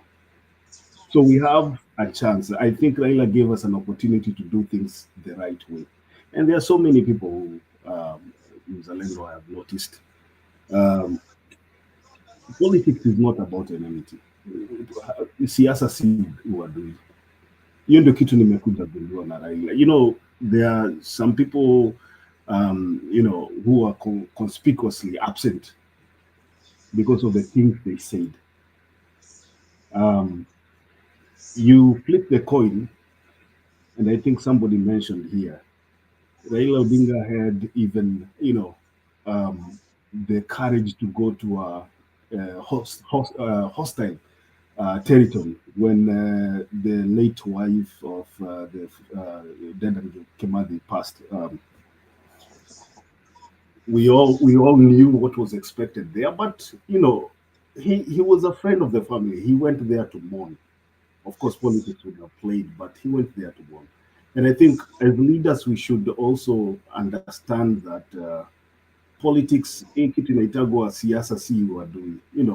Kuna siasa ambazo zinapitanga extend. You go to a place whereby unasema kitu ambayo you come to regret later. Then unajifungia utaki kuonekana simply because wewe umeweka siasa zako kwa roho. The former governor wa Uasin Gishu alisema hii siasa usiweke kwa kifua. And you have seen it, you might be in a position whereby you say something ambayo unakuja to regret later. So Baba amerest. I still have that picture kwa akili yangu ya ile kofia yake na whisk, ilikuwa inaitwa fly whisk, ikiwa kwa juu ya sanduku kwa jeneza, and that thing nikiangalia tu hivi kila wakati, I feel like shedding tears, because you look at the political journey of Raila Odinga, and you look at the politicians that we have right now, most likely there's no one, don't want to rule out, but there's no one ambaye amefika level Raila Odinga amefika politically. So I think the young leaders have a long way to learn. Some people want to create, some sort of following from this. Kila mtu anasema natai, someone saying nataka to inherit. I'm the person who's probably going to inherit supporters of Raila. You have seen that, with the likes of Babu, saying there's no vacuum. But I know supporters of Raila Odinga, would probably not be ready for that discussion right now, because even the young politicians have a long way to go. They have a long way to learn.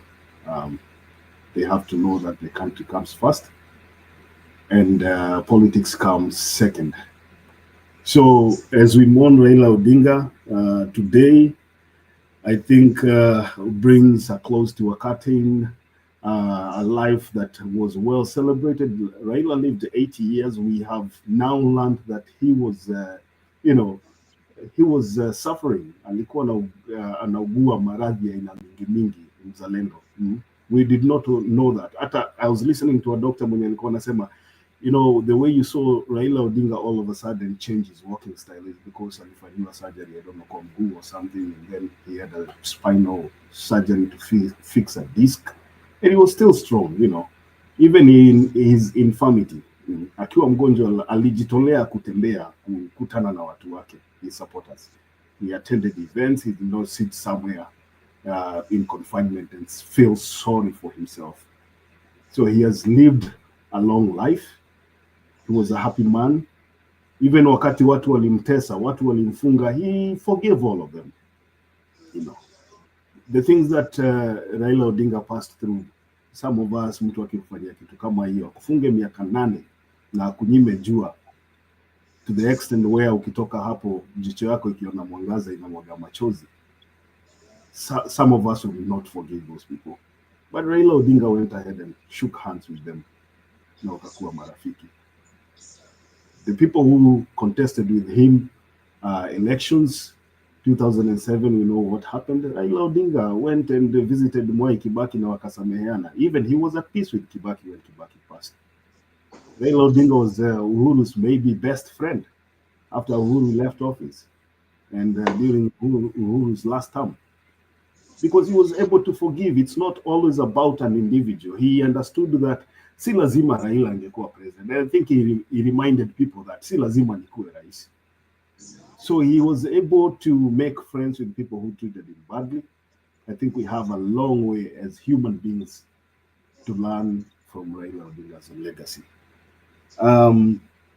As I finish my tribute, I want to say, you know, we have seen where Raila Odinga's legacy lies, and I think as moving forward, and I want to declare here just a little bit of politics, Mzalendo. From now on, I used to be a Raila supporter since I knew politics in Kenya. I used to support Raila Odinga. From now on, as an individual, I do not have a dog in this fight. So whoever wants to run for president, whoever wants, whatever they want to do, I'm out. I think the person who believed in what I believed in has passed on, and the remaining people wajisort wenyewe. Kama ni Rigathi Gachagua atakuja kuchukua, I don't care. Kama ni Kalonzo atakuja kuchukua Maraga, I don't care. So whatever politics comes after Raila Odinga, let it sort itself. Thank you. I think, Makiadi, that's very sad for you to end on that note, that your politics has died with Raila. Your politics cannot die. You are a politician by nature. You are born a politician. You love politics, and that's why you talk about politics. We also loved Raila Odinga, but he could not be with us for the rest of his life. He had to die at some point. So we must appreciate one thing that God has given us.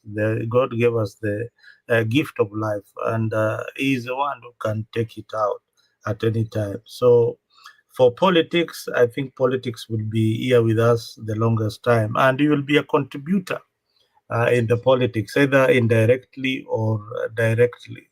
But you can't say that you'll be out of it. We need you to contribute and give the way forward. Raila would have loved most of his supporters to continue soldiering on with what he believed in. So if you had anything that you believed in that Raila gave you or you learned from him, then one is don't take politics personally. And secondly, he stood for the truth and justice. So you can pick any of those things and be the driving force on whoever you are going to choose as a leader. And apart from the presidency, you also have other representations like the MCA, the senators that you have to participate. So you need to look at the values of some of these politicians who are going to come in the future. If you are still going to support them, ni sawa. If you are going to kick them out, let's kick them out. Giovanni, you wanted to say something. Anaona malala, sawa, karibu. No, I've been keenly listening to everyone, because you can't be listened to if you don't listen to others also. I just wanted us to take some time and also be able to understand where we are coming from as a nation, how our politics are played. First and foremost, most of our politics are tribal. Our bases are tribal. Our foundation are patriarchal. We If you have ever taken time to read Machiavelli, in particular that book of his called The Prince, you'll understand when he talks about ruling by principalities and ruling by the masses. In Kenya, the closest person we have ever seen being able to rule through the masses is Raila Odinga. But that's where he is, or where he was able to achieve 4 years ago, 3 years ago at 2022 on our last election. It has been a progressive journey. It's not where he started. He started as a base as a tribal base, where he stood at Langata. He vied for Langata. Then he went to, if you remember, the first time he vied for the presidency, the majority of his votes were from his Nyanza base. Then the next election, I think he was able to cultivate more towards the western, the Luos, the Luyas, and the Kisis in the like. In particular, when he was pushing for the orange. For the orange movement. However, having said all that, it's also important for us to understand that the man was able to cultivate a more of a universal appeal. We may not say it was absolute, but we can say he was able to get beats and beats and beats and beats from mostly all through the country. What we got from president like Uhuru Kenyatta was more from the base. Kikuyu has, and by a large extension, the Mulima has a very big a voting block, has a very critical voting block. But Baba was able to consolidate his small base of the Nyanza as Luo.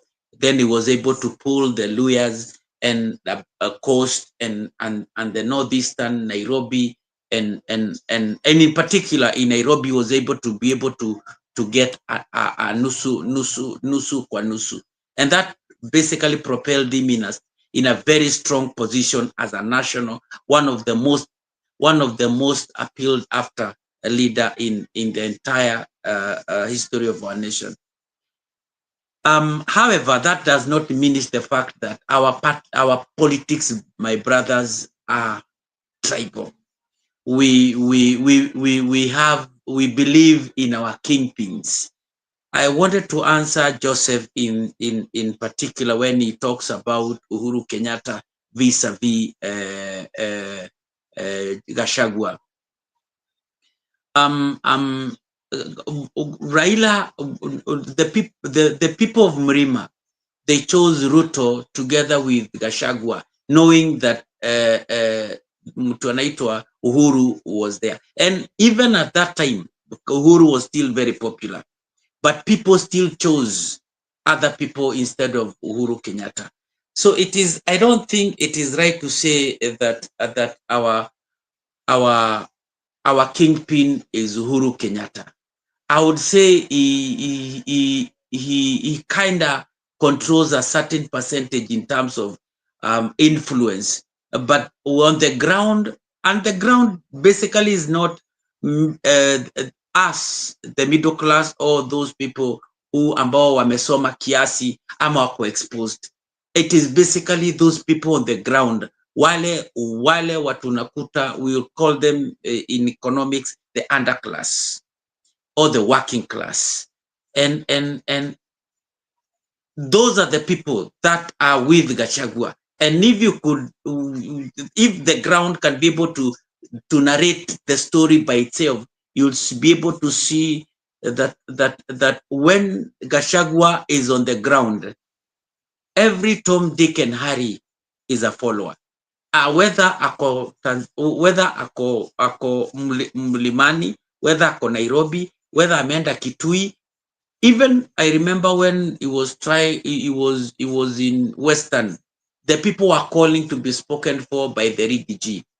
I'm not saying that Gachagua does not have his ills and his shortcomings. He does. I'm not here to say that Gachagua is a good person. None of our politicians is. Neither was even Baba.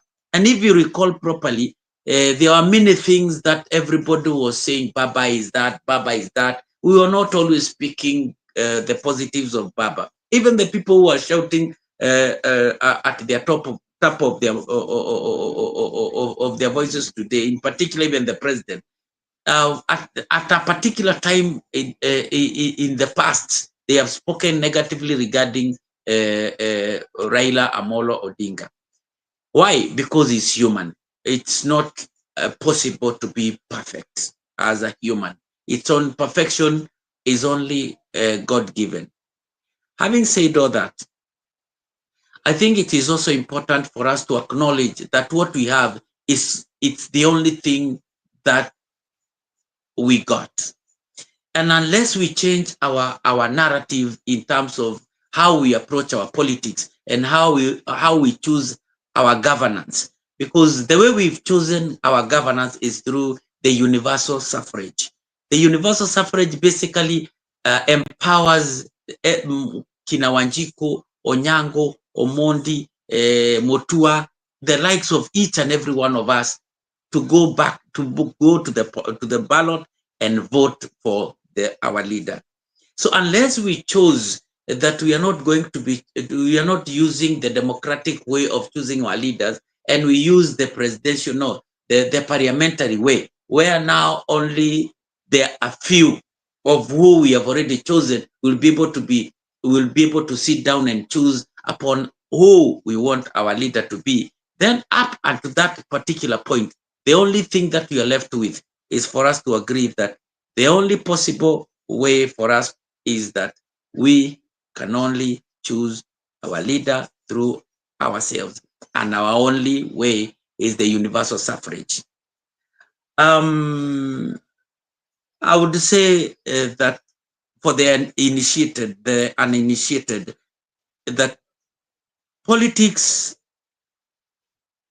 and life, just as Moi said, that is siasa mbaya, maisha mbaya. If our politics it will always be based upon personalities, that because if we start saying that Baba alikuwa mchawi, alikuwa mganga, Gachagua ni mukabila, every one of us at a particular time we have our ills. I'm not there to stand and castigate anybody, because one thing I realized about myself is that I'm not perfect. And for us to be able to engage constructively moving forward as a people, and in particular as a forum, is for us to be able to identify within our parameters how we need to engage ourselves and how do we move forward, and how do we rate, how do we criticize. Criticizing is also okay, but unilaterally proclaiming ultimatums, I don't think it is in the correct way of doing and engaging moving forward. I'm just saying in my own understanding.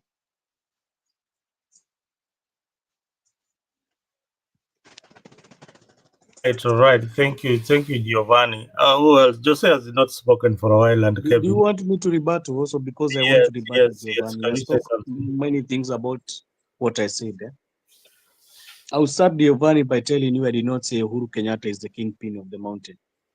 I think you did not listen to me well. What I said was clearly that I see a dictatorial move by Rigathi Gachagua. And one thing that I've noted, in Mount Kenya, we have a tendency of that thing. We are going back to the drawing board, which we did in 2022. Somebody came there and he started speaking, even not 2022, he started from 2018. He started telling you that you are the Wanjiko, you are the hustler, you are supposed to be using, you are supposed to be lifted up, I don't know, with bottom up, we don't know the hustler economics. He preached to them, he told them that I'm going to give you money that he was setting aside 50 billion, I don't know, for market fit, I don't know, another billion for what. He came and he told you all these things. And I think I'm not seeing any difference with what Gachagua is doing. That is the problem. Because he's going to come and tell you, Niko ground, I'm listening to you. I want to make sure that huyu mtu nilileta. Junior alituletea huyu mtu. Huyu mtu nilileta. Mimi mwenyewe nataka kuja niwatoe. But nimtoe. But the method anatumia is still the same method he was using in 2022. The one of saying, hapana, usikuchague huyu politician, chagua huyu. I think he was the one who came and told us that he campaigned for Wamombi. Wamombi is his member of parliament, who even impeached him. So when he comes and tells us he's imposing leaders, that is the only difference between me and Gachagua. There is where we go different topics. The other things he can be doing of telling us about what the government is doing, I support some of them. When he's saying the government has done this, I support him fully. But when it comes to you trying to be like you are the one who is stamping authority on leaders in the Mount Kenya, it has brought us so many problems. We have had those leaders that most of you, like the people like Giovanni, called Tokonias. Why are they calling them those names? Because we are brought for leaders who are not potentially good leaders. Because we have been pushed down our throats, being told Pigasuti. Pigasuti to a leader. You are not even checking the qualities of the leader. Then when this leader goes to parliament, he starts saying, I'm not here on your behalf. I'm here on the behalf of the president. What will you do with a leader like that one? There is nothing you can do. You need to suffer for the 5 years. That is what the Mount Kenya people are doing. They are suffering because of the mistakes they did. And they were clearly told, not even Uhuru, leave even Uhuru out of this picture. Mount Kenya people and the Kenyan at whole, they were told there is leaders who are going to come and deceive you. And most of these leaders you are going to elect in parliament. I remember one person called Matiang'i telling them clearly, you're going to elect drug dealers, you're going to elect money launderers in that parliament. And that is what we achieved. What is the difference? What are we seeing in the politics of Kenya? We have people who even don't care about you. Their work is just caring about their businesses.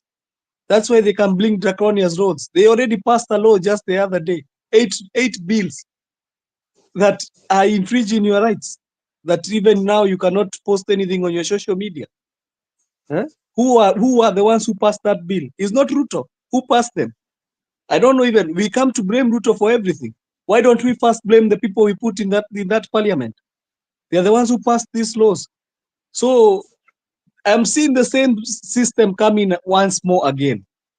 And I think people have been trying, they have been trying to be told once and twice, and I think even people are tired, because many people have been trying to tell people from my area, don't vote with emotions.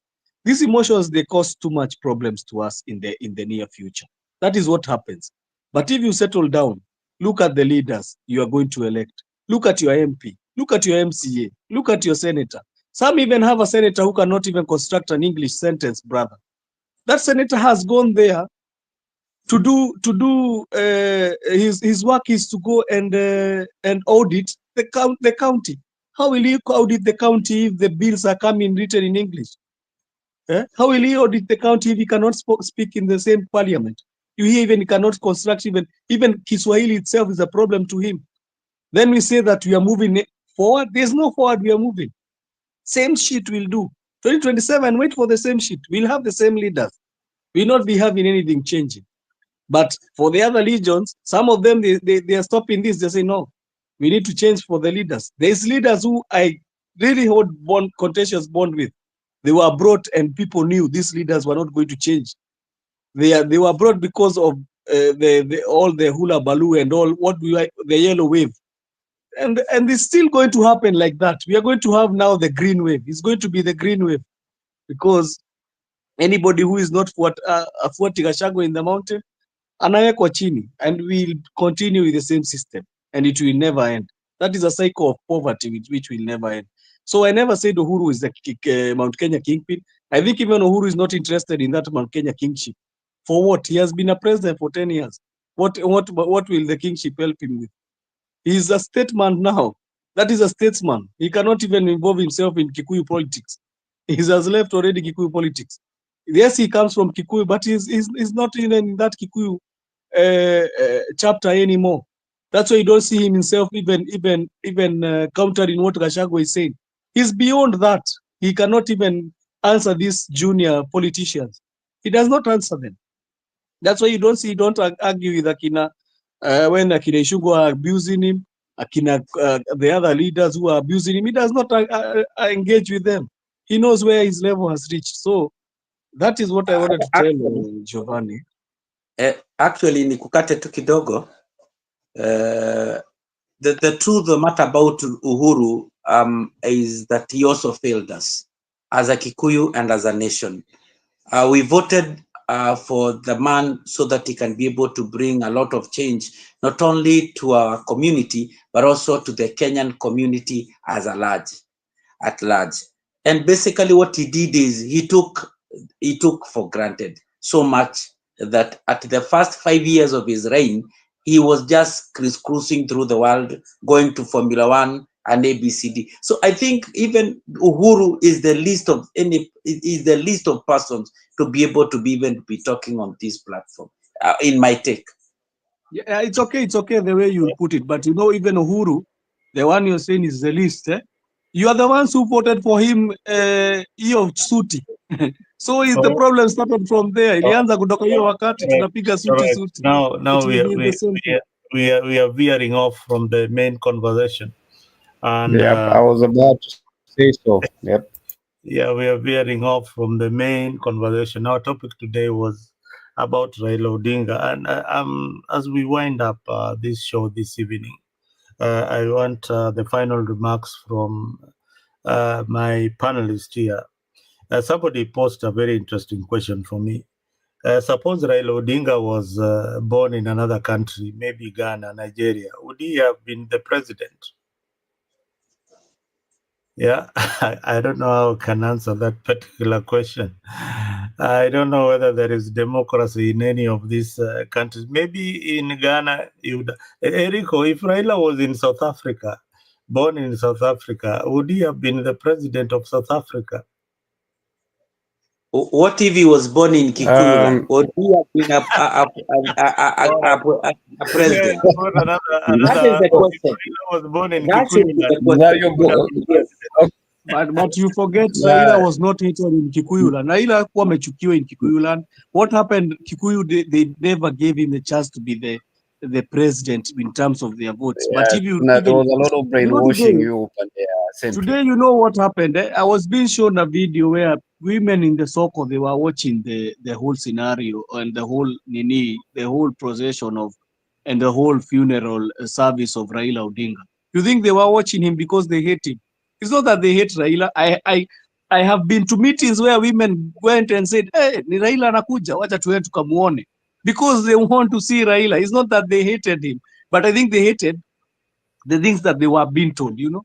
I think at some point in my community, some of the things we were told, they really messed up our lives. I think even me, I came to realize that they are messing me up in 2017. And I decided first to start changing. That's why even in 2022, I gave him my vote. I gave Raila because I saw. Joseph, suppose he was a Kikuyu. That is what Muzalendo is asking. Could he have been a president? Raila? Because the problem, what is the Luos are asking is, Baba has not been the president because basically most of the vote that Kikuyu has been voting has been majorly against him. But I don't think only Kikuyus have been voting in that election. What you are not being told by many Luos is that Luos feel that Kikuyus denied Raila the presidency. Yes. For the longest election, for the longest time, and that is the word in the streets that, you know, these are the community that stole the election, and even as we move forward, I think the Luo community, majority of them have not come into terms that Kikuyus never had an hand in any of Raila's election defeats, but they know very well that Raila, if were not the Kikuyus blocking him from being the president, he would have been a president in 2007. That is a fact. Yeah, he would have been the president in 2007. His victory was stolen in broad daylight when Kibaki was sworn in by Martha Karua and Justice Gisheru. Yeah, I think he was sworn in. He was sworn in while the elections counting was still going on. So Yeah, that was a victory. Yeah, that was a victory that was stolen from him. So they will squarely. I don't know how the Kikuyu will escape from this, but they will always be blamed by the Luo community that they were part of these arrangements to deny Raila Odinga his True. victory. Yeah, so that is a fact. So we might see. Mzalendo, Yeah. Mzalendo, to add on to that is that they had, we Kikuyus had an opportunity from the last election to amend and make things right, but we did not. Yet still we did not.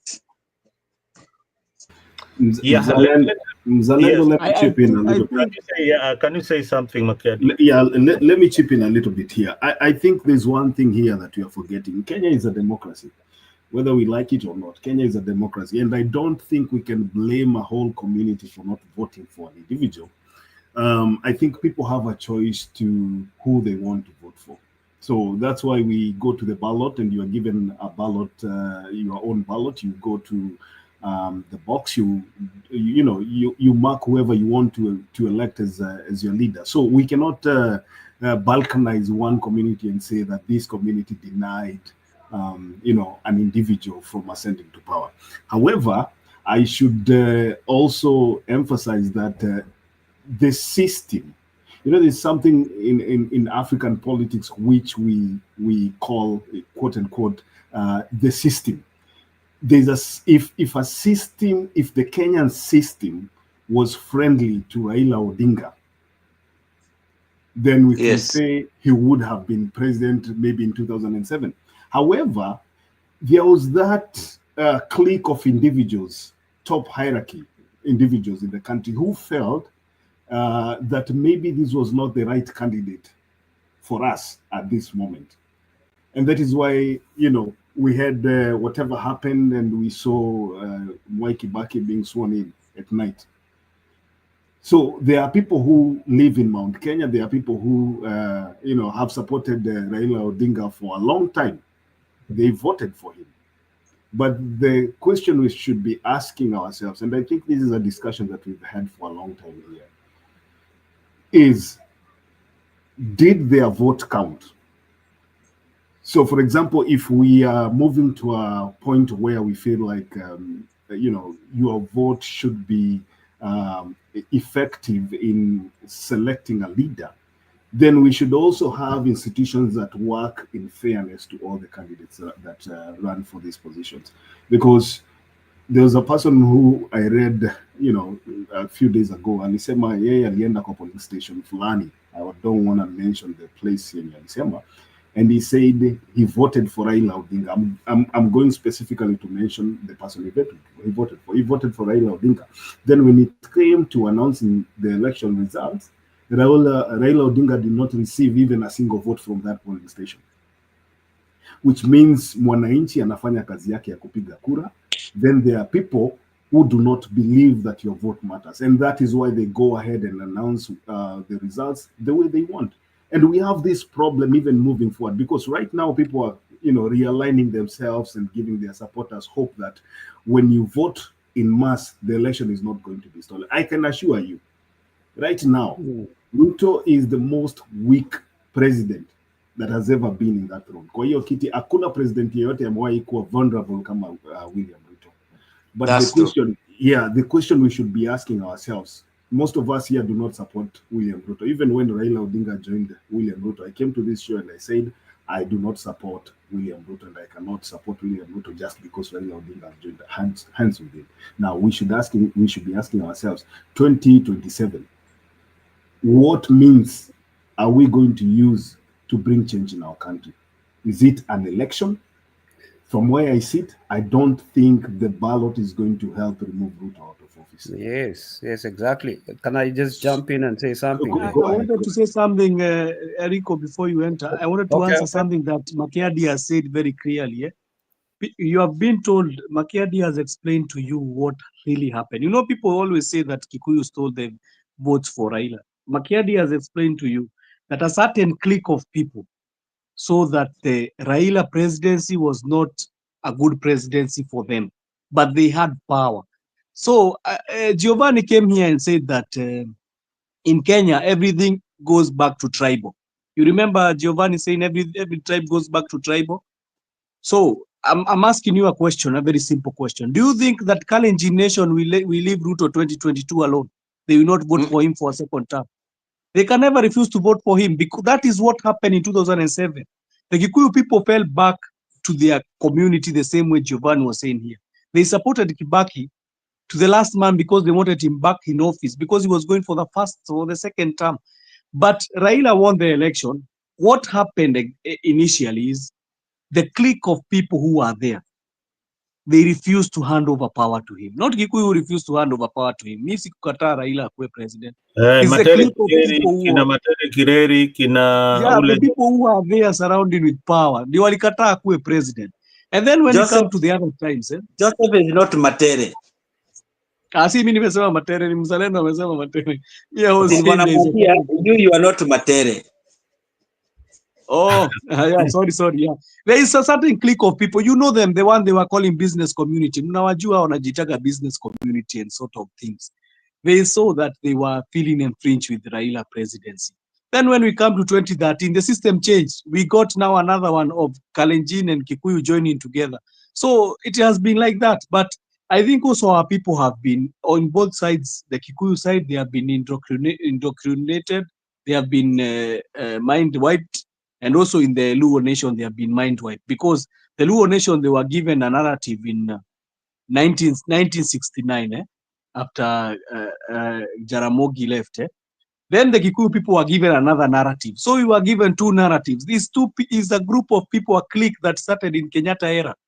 They tried to divide these two communities because there were the two communities with higher people who had higher power. You look at the like of Akina Tomboya, look at the like of Akina, all the leaders, if you check, most of the leaders were coming from Kikuyu and Luo nation. So I felt that clique of people, Akina Jonjo, who are there, they felt very, ni kama hiyo power ikipotea kwao watasikia kama wame, if Jaramogi could come with his own people, ni kama wangewaipiwa wote. So I think this is just brainwashing of our communities, which I hoped would have never happened in 1969, and is what is eating us still now. Inatukula mpaka saa hizi hapa tumefika.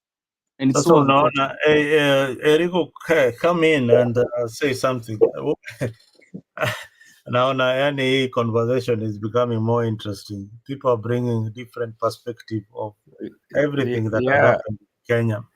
I know you want to say something. I just wanted to add something that has just come in. From every speaker that that spoke in Raila's funeral, everyone apart from Sifuna was leaning towards the broad-based government. They were talking about, it was about William Ruto and what he has done. So that will be the narrative moving forward, including Ida Odinga. Every other person who spoke said the good things about the government. We agree that William Ruto did so much. But moving forward, these politicians will be worshipping William Ruto. I can tell you that for free. Eriko, karibu. Yeah, just to add to that, that's true because that's why earlier on nilisema Ruto is not actually doing this out of his own willingness, that the love for Bab and ODM. Yeah, he's very strategically looking towards 2027. and appealing to the masses in Nyanza. So that's why he went all the way and granted a state funeral and, playing politics with Baba's death. So I just hope that people won't be gullible enough to ati hiyo kurudisha mkono in 2027 to say that jamaa he stood with our son, we must vote him back. I think that's why Tukama Sifuna was standing up there and reminding Watu that this is what Baba said. Baba said, we've not made any commitments beyond 2027. We've only agreed on that's why he was referring back to the 10-point plan, walikuwa wameongea between UDA and ODM. Nothing to do with coalition, nothing to do with supporting Ruto in 2027 election. So that being said, Kenyan politics, let's come back to the elections. If you talk about Kenyan elections, there's never really anything wrong with the voting. That's why Unonata, whenever these people from the European Union observers, they come and they see everyone queuing and voting peacefully. The problem lies in when they start counting and transmitting. Because the voting is peaceful. Because our Zungu, after you vote and the election was peaceful, they take wanaenda. And then the election gets stolen during the counting and the transmission. So that's where the problem is. So the voice of the people has never been, let's say, let me just add this. The only free and fair election in Kenya was the one in 2002, ile Moi and the surrogate alitolewa. That was the only free and fair election. The ones after, there was always manipulation. From 2007, that was just outright robbery. 2013 itself was shady. 2017, the same. No wonder it was annulled. So removing an incumbent through the ballot in Kenya is very, very difficult. That's why Ruto Mwenye is very confident that even without the numbers, vile Studio they so wanachestampo wakisema hata isipotoshea tutajazia, because they know that's how the system works in Kenya. Kura isipotoshea tunajazia. So that is what the problem with every election cycle. I remember, let's take it back to I think 2013. After that, they spoke about the electoral laws being changed and amended, and to make the playing field level. But everything else after election, what wanna people go back to the same old, okay, let's continue with life, let's accept and move on, and then we go to the next election with the same laws that we complained about previously. Hata sahi, we are heading into 2027. Those election laws are still the same. The ones that caused the issues in 2013, 2017, 2022, they're still there. They've never been fixed. So how do you expect that we're going to remove Ruto from the ballot through, from the seat through the ballot with the same laws that are defective? Yeah, that's my. Yeah. Zalendo, you're on mute. I think that's a very good point to wind up this show. Makiadi. Yes, let me. I know you have something to say. Najua unataka kukata hii show, lakini wacha niseme haraka haraka. Endelea. Tuwezi kata kama bado uko na kitu ya kusema. A couple of consequences. Yeah, I'm looking at a couple of things that might, will happen moving forward. Number one, ODM will disintegrate. I can tell you for free, and I agree with all panelists hapa ambao wamesema ODM does not have a life after Raila Odinga. That's a fact. And we have already seen, people have started pulling in different directions. There is the younger, MP group that wants to go into a different direction, and there are the old MPs that want to pull the direction that probably William Ruto is advocating for. So there's a high chance, maybe 90% and above, that ODM will not survive, probably past, and I think maybe even before the 2027 elections. So one thing that you'll see, I think William Ruto will try as much as possible to use his resources to try and put the party together, ODM party together. I've seen people joking and suggesting that probably William Ruto will run on ODM. I don't know how that is possible, but I think it is to Ruto's advantage if he can try to, put that party together, make them stick together and sing his chorus. And I know with the ambitions that are, already coming out of ODM, I don't think that's going to be a possibility. Now, let's look at the other side, the so-called united opposition. Giovanni, Joseph here have spoken about the alternative leadership. And I am not sure, Mzalendo, I am not sure, and that's just my opinion. I am not sure when I look at the people that are calling themselves the united opposition. I am not sure we have a caliber of a leader that is able to take William Ruto as a candidate by the horns. Sijui kama hiyo kizungu imeingia. Mimi sioni kama kuna kiongozi. Unajua najaribu yani wewe Makiadi huoni hata Kalonzo, yani Kalonzo vile anakuja vizuri. It is good to be honest. It is good to be honest. Mimi nimeangalia watu wote wanajiita united opposition. Sioni kama kuna, wacha tutumie mwanaume ambaye ako na ratili mbili ambaye atang'ang'ana na Ruto amtoe kwa hiyo kiti. Sijaona na Gachagua. Mimi nimesema mwanaume, sijaona mwanaume ambaye ako na ratili mbili ambaye atatoa William Ruto kwa hiyo kiti. Sijaona, labda kuna mwingine ambaye politics is about kuficha kadi zako. Labda wametufichia kadi, sisi hatujui. We are just watching. Sisi tunaangalia tu, Giovanni, sisi tunaangalia tu, lakini mimi wewe Mzalendo. Wacha nikate Makiadi kidogo. Yani hata majenzi aone kama majenzi. Wacha hata nikate kidogo. Nimuulize tu swali moja Yes. Kama the opposition is not a phenomenon as of now and the support of the Gen Z, then kwa nini yeye anababaika?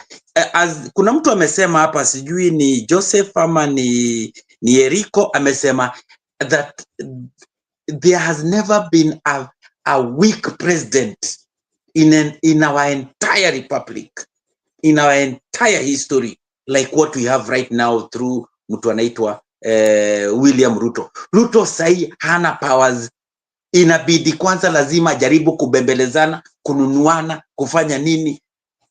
He lacks that authority. So when you are saying that hakuna mtu anaweza toa Ruto mahali yuko sahi, then kwa nini ashinde akibabaika? Kwa nini ashinde akibembeleza Wajaluo usiku na mchana akiwapatia tokens? Kwa nini ananunuanga watu right and left and center? Hapo tu hiyo ndio swali yangu. Haya, sawa. I think mimi nilikuwa nimesema I know he's vulnerable saizi. William Ruto is very vulnerable as we speak right now. But I can tell you this. Unajua watu kuna kizungu ingine, sometimes si kizungu inakuanga. Mzalendo nipatie chance nijibu Richi. Yes, kidogo Jose. Kuna kizungu ingine inaongeangu hapa inasema the less of two evils. So from my own point of view, I am looking at the people ambao wanasema they are going to take on William Ruto in the 2027 election. Na ninaangalia, I cross my eyes kwa hiyo group namna hii. I can tell you, na tutakuja kuongea hapa siku nyingine, by the time we get to 2027, this group itakuwa imesambaratika yote, simply because these people are all ambitious, kitu ya kwanza. And then number two, there is no voice of reason kwa hawa watu, mtu ambaye anaweza leta people outside his community together. Sijaona mtu kama huyo. And for you to win the presidency in Kenya, you do not just have to need the support of your community. You also have to be a person that can go to Muzalendo's kijiji, uongee nao, wakupigie kura. And hizi zote kuna kwa economics inasemanga Mzalendo, do we say paribas, ceteris paribas ama nini, all factors constant. Kuna kizungu hapo. Giovanni, what is that? Hiyo umesema. All factors constant. Na hiyo all factors, ceteris paribas, correct. All factors constant hapa tunaona ni kwamba kama election commission itafanya kazi yake IEBC. Nikiangalia ninaona these people, they are not organized, number one, they do not have the resources, number two, alafu number three, I think hata tukisema ya kwamba William Ruto is vulnerable right now, you cannot underestimate him, because this guy will be going for a second term, and I'm telling you, I can assure you, this guy will use all possible means to win an election. Makiadi, I want to answer you, and I want to start to answer you from the. I want to give another narrative. That you said maybe you see ODM disintegrating. It will break up. And me, what I foresee is a ODM that will kick out members who are not towing the party line. So if they kick out members who are not towing the party line, what will happen? I think that party will remain centralized in one region. That will be the cause and the result. Because if you clearly heard at the speech that was given in Nyayo, you could clearly tell the people who are at Nyayo what they were feeling about this government. But it is very contrary with the feeling that the people in Kisumu are feeling about this government. You could clearly tell with the crowd. The crowd in Nairobi, even when they passed the bishop, I'm not talking even about politicians, when the bishop was talking about corruption and how leaders have been looting money in this administration and other places, you could hear people were cheering and telling even the bishop, Igwe, because there is something that the Nairobi people are feeling that the Kisumu people are not feeling. That's why I came first with that point. And I'm telling you clearly, if that is going to happen, I'm seeing a scenario where even ODM will be having a very hard time in Nairobi as a county, in terms of governorship and in terms of senatorial and even certain MPs. So I'm seeing a scenario where ODM will remain to be a region-based party, which will remain only having roots in not even Nyanza, because Kisii is not Nyanza, is also Nyanza. Kisii and Nyamira is also Nyanza. So we are saying in the tunaitagaje Mzalendo, the Homa Bay and inaitagwa what part of Nyanza, South Nyanza ama wanaitaje? Kisii, and that's Nyanza, or the western region. Unasema Nyanza. Luo Nyanza. Yeah, I was finding that name, Luo Nyanza. So it seems a scenario where it will remain to be a Luo Nyanza party, because I'm seeing where a planning of where these coastal region leaders are coming with a party. You already know the eastern leaders, the northeastern leaders already have a party. They have already formed that party. I don't called UDM, which had become which was in a Azimio coalition. So I'm seeing a scenario of where ODM will remain to be a Luo Nyanza party, and it will be very unfortunate because they're fighting in between them. Like Sifuna is not a Luo, Sifuna is a Luya. So imagine Sifuna is kicked out of the party. What will happen? The repercussions will be even dire and consequential, because you see people like Akina Otsotsi, they will not be happy about. I see Otsotsi was a very good friend of Sifuna. Even though he talked today about broad base, I can see a tendency where Sifuna ametolewa. And I'm telling you, kama Sifuna, they can need together with those people in the Western, I think it can be a shock because you see what Natembea and other people are doing repercussions in Nyahai Western. Then I wanted to come about Makiadi Richie, who said that in the united opposition you don't see any leader, and I want him to start this one by here. In 2002, the Kenyans gave the presidential to a person who was told Kibaki Tosha. There you can say that Raila was supporting him, and he had the good support within him, and he won the elections. And in 2007, we know what happened. But I will come to 2013. 2013, who thought that Uhuru Kenyatta could have come and defeated Raila Odinga, who had just come from becoming a prime minister, and after having achieved to bring the new constitution and everything, all the bets and the odds were for Raila Odinga. In 2022, who would ever thought that Ruto could have come and beaten the system? Ile mlikuwa mnasikia mnaita deep state. Who could have thought that Ruto angekuja ati sambaratish? You know, even people are not believing that Ruto ameshinda your elections because some of them were saying deep state iko. Even others even did not go to vote. Some were saying deep state iko itacheza na hizi kura na nini. So in a 2027 scenario, don't ever put somebody down. Huyu Kalonzo watu wanaona akiwa hawezi kufanya kitu. I think you saw today. If you look at the picture, you know, politics is very telling. Politics is a game of perception, and it is shown towards you. And everything in politics happens with a reason. You see where Kalonzo was seated. Kalonzo was seated in the front lines of the row of where we can say the who is who, the front line where the president was. Unaona hiyo front line alikuwa amekaa Kalonzo. Where was Matiang'i seated? Where was Madhakarua seated? So even in politics, you need to take the small things. I heard Alex saying about the small things. Mazalendo watu walikuwa wamesahau about mtoto wa the late nani. Fidel. The late Fidel. Yeah. The small details, just take them and you'll note something is happening. Just look at where Kalonzo is, and he came and talked on behalf of the united opposition. When he was talking, and he said that Matiang'i is here.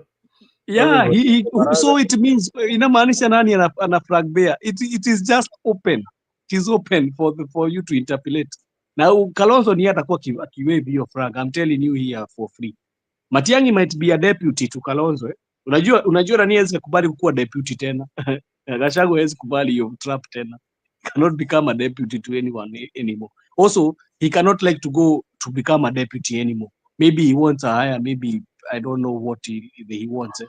But I'm telling you, even if they don't have something that they can, even if you can see they will integrate, something must bring them together. And I'm telling Richie, don't forget, you are saying maybe somebody, they don't have funds. Don't forget, the same Uhuru was the same guy who was talking with Kalonzo in Nyayo about the barrier, and they were talking. You could see what they were talking. Even he went to greet him. Imagine Uhuru itoka pale alikuwa ameketi kuenda kupatana na Kalonzo.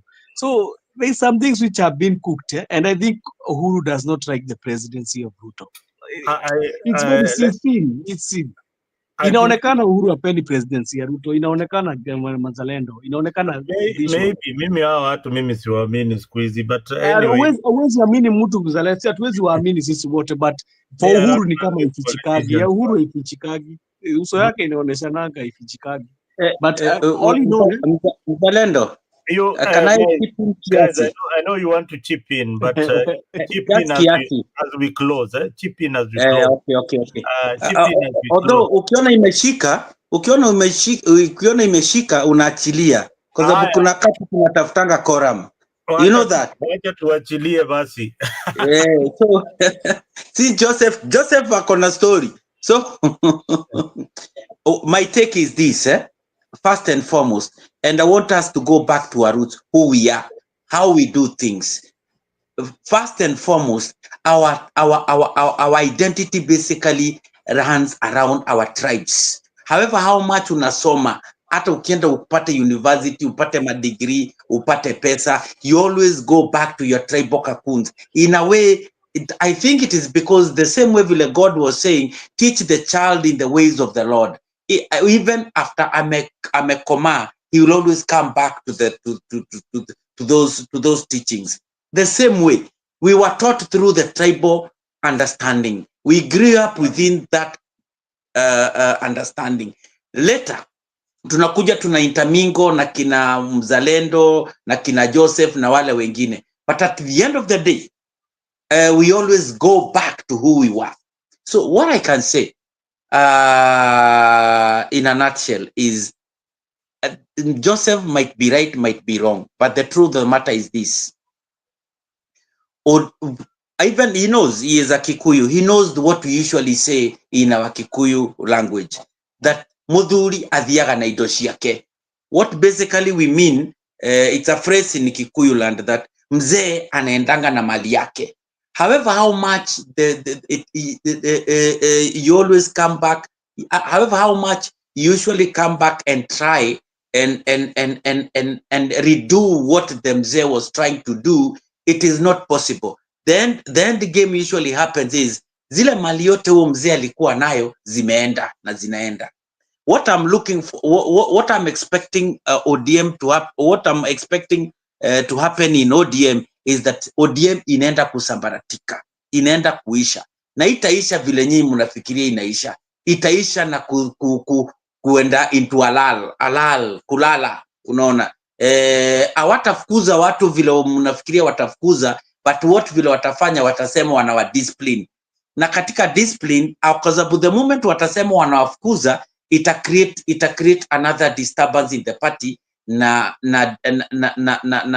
another rifts ndani ya party, na watataka hivyo. So wataweka kando, watawaambia wanawapatia suspension ABCD blah blah blah blah, but those are the tales of a dying party.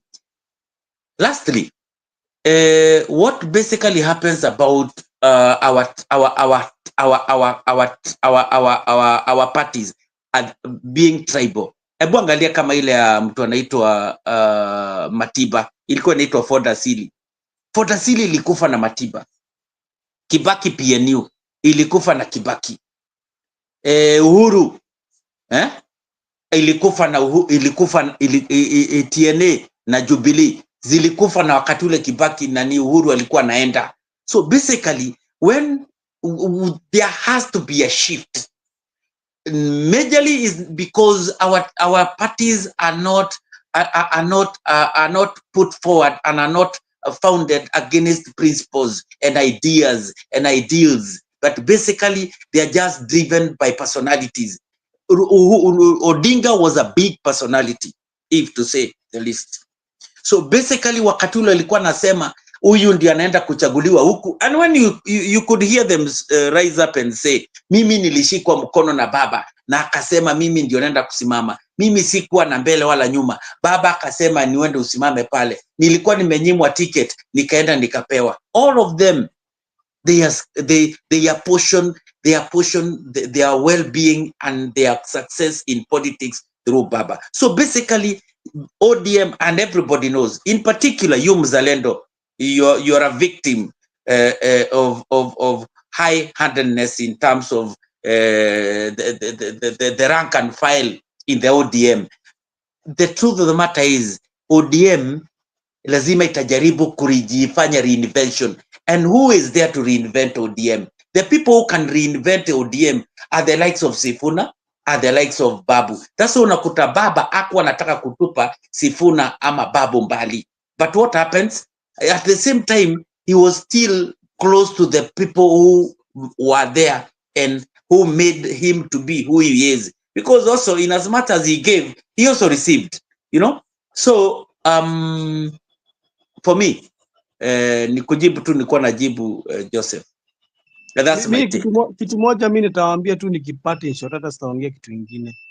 But just one thing I want to tell you, Raila hakupewa chama, hata yeye alienda akajitafutia chama, hata hao wajitafutie chama. That is what Raila did. Hata hao waende wajitafutie chama, wajitengenezee chama yao. Yeah, Mzalendo, let me close by saying this. I think I want to clarify my statement here. When I look at the united opposition, There's no doubt that they have the ability to win members of parliament in their regions. That's a guarantee. That's given. Everybody has mobilized their ethnic alliances to an extent where they can win, a substantial amount of members of parliament from their regions, MCAs, and governors. But we understand very well, for somebody to be the president, you have to win 25 plus counties in Kenya. Number two, you have to win 50 plus 1 of the votes, majority votes. I am looking right now, and I want to reiterate this, I am looking at the united opposition right now. There is no doubt that if they come together and come up with one candidate to run against William Ruto, they'll have a substantial amount of influence in parliament. That one is given, that is guaranteed. Now, on the other side, all these people, if you look at them, I want you to point me to one person who you think can go to the constituent ambayo ilikuwa ina support Raila Odinga na aweze kuvuna kura kama either zile William Ruto anatarajiwa kuvuna ama kama zile Raila Odinga alikuwa anavuna. I don't see one. And you see, the only thing yenye inapiganiwa saa hii ni constituency ya Raila Odinga politically. There's one person who can do that, Makiadi, and that is Babu Owino. I don't take Babu Owino as a serious politician. I'm sorry about that. sorry to say that, but I don't think... Makiadi, umesema you are looking at the constituents of Baba. You know the constituents of Baba is not only Luo Nyanza. It's very big. No. I did not... Exactly, just very good. I did not mention Luo Nyanza. I specifically said constituency Raila Odinga. We know where Raila Odinga's main support. We know Raila Odinga's strong. Yes, we know. Kila mtu anajua, Jose. Kila mtu anajua Raila Odinga's support haikuwa ni Luo Nyanza peke yake. We know. That's why I was saying, we know Turukana, we know all that. So I'm saying, I'm looking at the alliances zenye zimeundwa. And to be honest, I don't see mtu ambaye anatry ku reach out kwa hii constituency ambayo ilikuwa yani, there's nobody who has the aura, wacha nitumie jina ya kufikia hiyo. You know what I'm saying, Makiadi, like they're trying to do? Wanajaribu kupata leaders from these certain communities one by one. That's why you see they are trying to mentor the people. Unaona ile kitu mimi, this is my observation, and Makiadi, you bring a very good point. There's nobody who is trying to reach out in this other constituency. Same hata Central ukiangalia vizuri, nobody is really trying to reach out in Central. Wamewachia Gachagua hiyo. Yeah, even Ruto. Now, even in Rift Valley, the Kalenjin community, nobody is trying to reach out to this apart from wanasiasa kidogo wanaenda Masaini kidogo, but they don't reach out to the Kalenjin community. The reason is that 2027 is a very unique election. 2027 is going to be a tribal election. Part of it will be very, very tribal. Yeah. I agree, Mzalendo. And the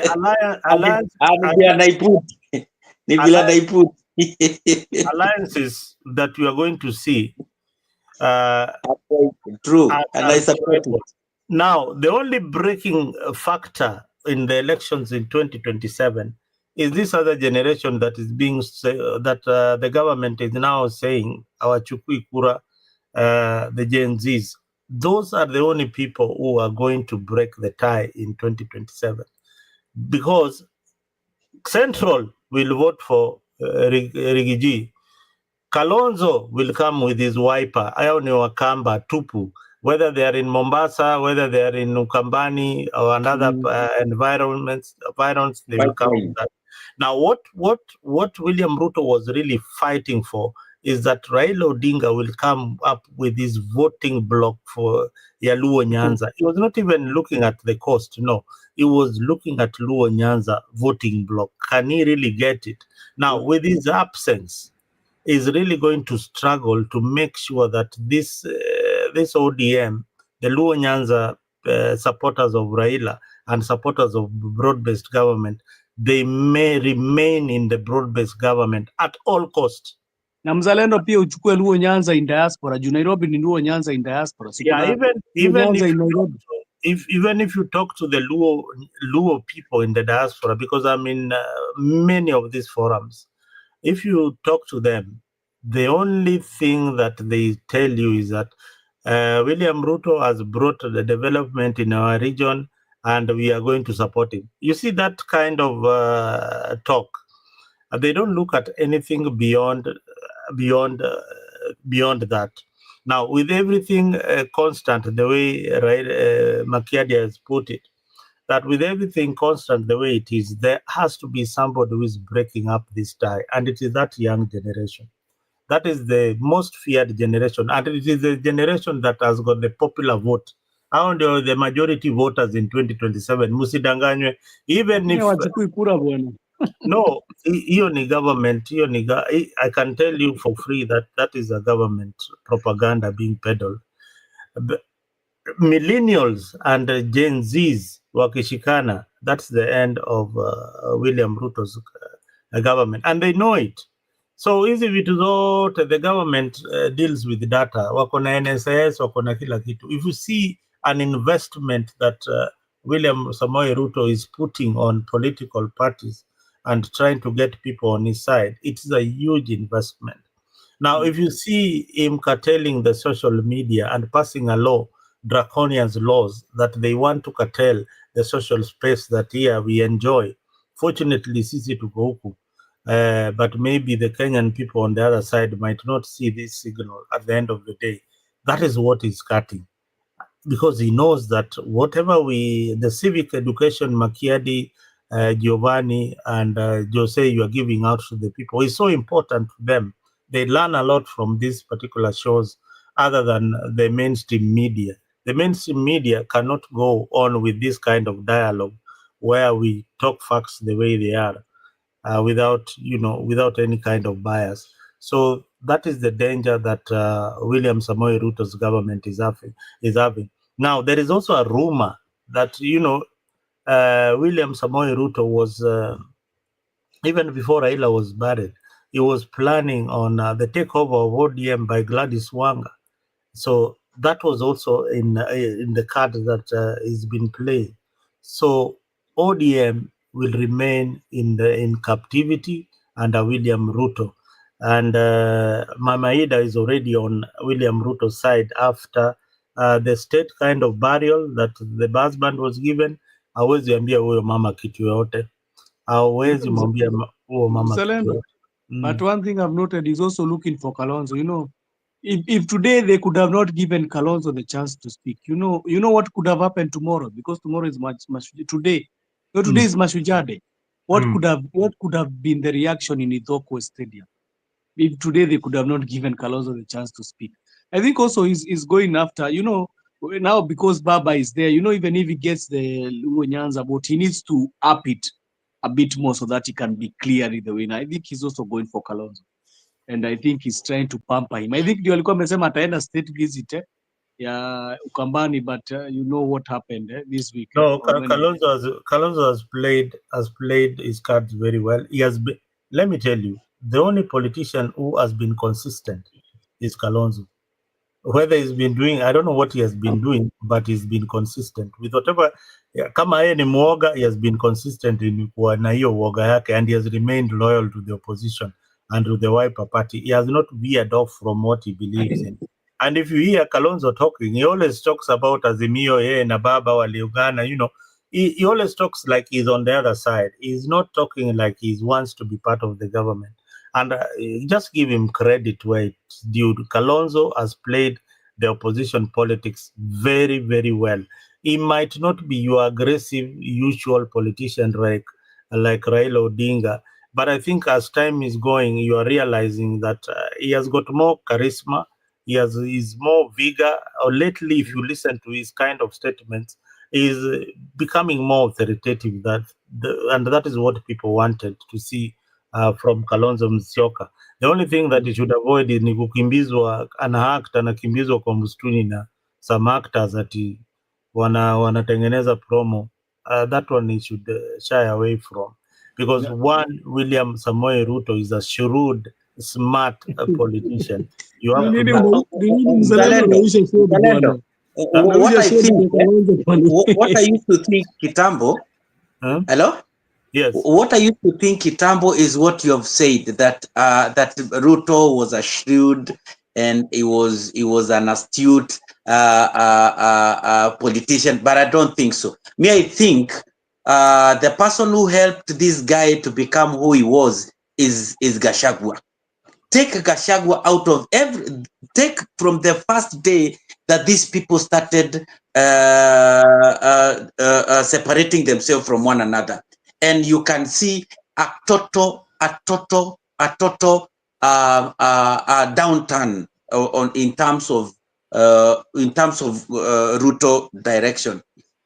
Ukiangalia vizuri utaona wakati ule walikosana, utaona there has been a consistent problem. Myriads and myriads of problems have been cropping up right, left, and center. Unaangalia unaona things have not been working kutoka arrangement ya serikali kama SHA, project za serikali kama ni hii na ile na ile ingine. Giovanni, usipatie Gachagua hiyo credit yote bwana. Huyu jamaa alikuwa businessman bwana. Give me time to say my piece. Sawa sawa. No, you know me, we are supposed to end, and you have said some points. So hata mimi nilikuwa nataka kuongezea kwa hiyo Giovanni. I think Giovanni, you are overestimating. That is giving that guy too much credit bwana. Which is not there. Huyo jamaa is not worth that credit. Huyo jamaa unajua jamaa mpaka huyo jamaa came in the last minute of Ruto's campaign. Yes, he came in the last minute. Let's agree this, Giovanni. Me, I think vile mnasema ati Ruto ati I don't think so. No, you see, Giovanni, there's one agreement hapa. Kuna kitu ambayo we are going back to ile kitu tulikuwa naongea hapo mbeleni. Kuna kitu tulikuwa nasema hapa. Hii election hata William Ruto na Rigathi Gachagua kushinda, hata wale sisi tulikuwa supporters wa baba hatukuamini, because hatukuwa we looked at the parts zote zenye wangetumia kupata kiti, tukasema haiwezekani. And you remember very well, we are talking about good electoral practices. Na ile full scap, na itaga full scap yenye Chebukati alitoa kwa koti, ndio ilifanya William Ruto akakuwa president. You see, everybody mpaka saizi hajawahi jua William Ruto alishinda na kura ngapi, na Raila Odinga alishindwa na kura ngapi. Swali yangu ni moja nataka nikuulize. Look, kutoka watu waachane na wakosane. The only star which has been rising has been Gachagua. The only star which has been going downward has been Ruto. Giovanni, do you know you don't know things have been going wrong because you are in that government? Hii tumejua hii mambo imekuwa wrong kutoka 2022. You are talking we have been knowing these things from 2023. Nimejua hizi ndio umejua Kenyan shilling ilikuwa 150. Ilikuwa 159. 2023 Gachagua akiwa kwa serikali Kenyan shilling ilikuwa 159. So it's not there's no difference that has been made. It is still the same shit they brought to us, Gachagua and Ruto. Because nasikia mtu kupewa hiyo credit. Hiyo jamaa kupewa credit. The only credit I can give him, amejaribu kutuambia zile maukweli walikuwa wanafanya na Ruto. Zile vitu walikuwa wanatuiba. Si alikuja baadaye akamwambia ati kulikuwa na pesa kwa in the government treasury. Si mlikuwa mmesema we have to that guy should not be given credit of something he has not done. Huyo jamani sikia kwa credit na kusilika. Mwisho dakika mbili bwana Mzalendo, dakika mbili. Hiyo imetuasha sana bwana ya Gachagua. Gachagua apendi na watu wengine bwana. I'll tell you this. Si kupendwa, hapana, si mambo na kupendwa, ni kusema ukweli. Huyu jamaa alikuja at the last minute ya Ruto ile. Ruto was already famous bwana. Sasa nyamaza kidogo, Makiadi amalize ndio wengine alafu umalize na Giovanni. Yeah, correct. Thank you. Yangu ni Giovanni, kuna vitu mingi sana unapatia umetuambia wakati alitoka sijui serikali ya William Ruto. To begin with, hii serikali imeanza na shida kuanzia day one. Mimi kama as an observer, I have never seen a worst run government kama ya William Ruto na Rigathi Gachagua. And it is very difficult kusema saa hizi ati Rigathi Gachagua star yake ina shine. inaenda juu, ina shine wapi? Not even outside is if Rigathi Gachagua anaenziwa nyumbani peke yake because his politics ni za mtu wangu. Akitoka nje anaenda mahali kwa Kalonzo na kurudi. Kama Rigathi Gachagua angekuwa mtu ambaye anataka kuwa president ama ako na nyota ya kukuwa president, angeng'ang'ana ku reach out to other communities, alete other leaders waweze kuongea the same language. Unfortunately, Rigathi Gachagua is not that kind of a person. Rigathi Gachagua mimi naweza sema namna hii, and I'm not against it, but I don't think Rigathi Gachagua has a national agenda. What he is fighting for is just to get back at William Ruto, na hiyo ndio kitu ita cost the opposition the presidency, because these people are not giving people an alternative.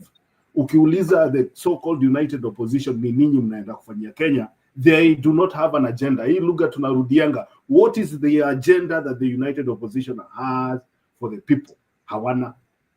So wacha tuseme namna hii, even if they come together, there's only one thing yenye inaweza fanya they have a stab at the presidency, na hiyo ni kupea mtu ambaye probably hajawahi run for president, because people want to see new things. Hakuna mtu anakatanga kitu mpya. Kitu mpya ni kitu inakufurahisha. If you give us the same lineup ya our politicians wenye wamefail when they had the power, unajua kila wakati nakaanga nikiona Rigathi Gachagua akienda kwa ofisi saa 11 asubuhi wakati kulikuwa na maandamano, ndio atume polisi kupiga watu risasi kwa street. So some of us have not forgotten about these things. We know these people. The only thing they don't have right now is power. But once they get into these offices, they are the same people kama wenye wako saa hii. Unless there's new blood kwa hii inaitwa opposition, unless they have something new ya kuoffer Kenyans, then they cannot win this presidency. Asante. All right. Mzalendo, my Joseph? 2 minutes also. So Yes. thank you for the 2 minutes. Mi kile nataka kusema, Giovanni, I told him is going back to what we have been saying here. Wanataka kurecycle all these problems. You know, we had a Uhuru and a Ruto presidency. They laid everything on Uhuru. They forgot that Ruto was his deputy. Now they are laying everything on Ruto. Wanasema ati Rigathi was not part of this problem. I remember a certain time when Rigathi was saying that SHA is working. I remember a certain time when they came with all these programs that they're saying, even the housing. Rigathi Gachagua was supporting them. What happened around the block? Nijua alipichwa ndio aka change mind? Or what happened? That is hizo ndio sasa alijua SHA ifanyi after he was ousted out of the government. Me, I don't like to give credit to give credit to a person who is not supposed to be given credit. That guy, sincerely, he did nothing for our community. He did nothing, zero. And I can like to be shown what he did to a community. For the 2 years he was a deputy. All I know, he was just going around choppers, talking and beating other leaders. There is nothing I saw that guy doing for the community. All I can appreciate him for now, he gave us all the secrets they were doing with Ruto. Zile pesa zote wameiba na Ruto, zile bisanga zote wamefanya na Ruto. Hiyo ndio tu kitu naweza appreciate na yeye. Jo alikuja akatuambia. But for me, seeing him as a presidential candidate, my friend, that is a problem. He's like removing a problem, bringing another bigger problem. That one I can never do. Okay, let me say this, Bwana Mzalendo. First and foremost, I find people accusing Gachagua of the same things their own leaders keep doing. There is no one you can tell me who does something different from what Gachagua does. Raila mobilized his community behind him. Ruto has kept mobilizing his community behind him. So when you talk about Gachagua doing this, Gachagua doing that, at the end of the day, every other leader does the same. That's one. Two, let's go back to what Joseph keeps saying, that Gachagua has not done anything for the community. I personally, I come from Nyeri. Our area borders where Gachagua is Madeira, and I can tell you for surety, immediately the vice president was taken out of that seat. There is Pombe. I don't know whether Joseph comes from our place, ama he lives in the US. Do you live in Kenya? Joseph? Me, I've been in Kenya. I believe in Kirinyaga. That's why I say there is nothing he has done for our community. Now, Maybe in Nyeri. there is pombe that Mzalendo, and you allow me to speak this. There is pombe that is usually packaged in Kenya breweries bottles. It's brown bottles, but hiyo pombe inauzangwa 100. Ukikunywa, ukinunulia au vijana hiyo pombe tu moja, huyo mtu hata kukojoa anaanzaka kukojoa immediately, aendangi anywhere. Kashagwa fought for those illicit brews every day of his office time, and immediately wakati ule alipoondoshwa, because hii ni kitu mimi niliona na macho yangu, hizo malori zilikuwa ambazo zilikuwa zinaletanga hizo na zina distribute, the guy, the owner of that nini, yeye ndio distribute yeye mwenyewe all through the central region. Kachagwa alipotoka tu hivi, immediately hizo pombe zilirudi. So you can castigate the man as much as you can. You can say so much ABCD about, oh, anaongea hii, anajipenda hii, anasema mambo ya shareholding. What the man is that he is a bit different from our norm of a politician. Yeye amezoea kusemanga ile kitu ambayo iko kwa roho yake. Hajapata hekima maybe, ama hivyo ndivyo yuko, yeye anajuanga tu kusema ukweli. But I can tell you, I used to dharau, I used to call him a buffoon. I used to believe in Baba. I used to believe in the ideals of ODA Onini Azimio. But what happened immediately? Kina Joho, look at Joho. Joho mwenye alikuwa na hapa mpaka na mama yake. He is hawezi work na mtu anaitwa Ruto. Look at the man today. So what I'm saying is, Bwana Mzalendo, let us not be so emotional when it comes to Gachagua. The same standard tunapatia wengine, tupatie pia Gachagua. Mswahili usema mgala muue, lakini haki yake wacha tumpe. I close on that. Well, mganga muue lakini haki yake mpe. Hiyo ni Swahili sanifu sana. Lakini sikuribato bwana, sikuribato bwana. Mambo ya pombe ndio ningesema hapo, na mambo ya pombe ningesema kitu. Juu mambo ya pombe ikuanza na Gachagua. Mambo ya pombe ilianza hata kitambo sana, hata before Gachagua kuja. Mimi mambo ya pombe ilianza kupigwa nikiwa nyumbani 2017. So hakuna kitu ametufanyia Mzalendo. Us as people from Kirinyaga hakuna kitu ametufanyia. Maybe Nyeri. Ni sawa, you love time to talk about the Kirinyaga politics and central politics. We shall catch up tomorrow. Wacha tuwavijia very special. Tonight we have reflected on a man whose story is in the Kenyan fabric history, Raila Odinga, who was not just a politician, he was a visionary. It was a movement, a mirror reflecting the soul of the nation, Kenya. He taught us what leadership is all about: sacrifice, that courage that he stands tall even when the world bends against you. After losing many elections, he still talks to the same people who stole the elections from him. And that freedom is never free. You have to fight for it. It is earned through sweat, pain, and conviction. So whatever we are doing here, it is the conviction that you have for your country. It is the love that you have for your country. Although we are doing it in the social place, we are sacrificing our time and talking about our beloved country, called Kenya. As Kenya enters this new chapter without Baba, the question is not who replaces him, but who will continue with the dream. The struggle for justice, unity, equality must now live on in each and every one of us. So tonight, we say, rest well, Jacom. The lion sleeps, but it still roars and echoes from many generations. I want to thank my panelists who have been here.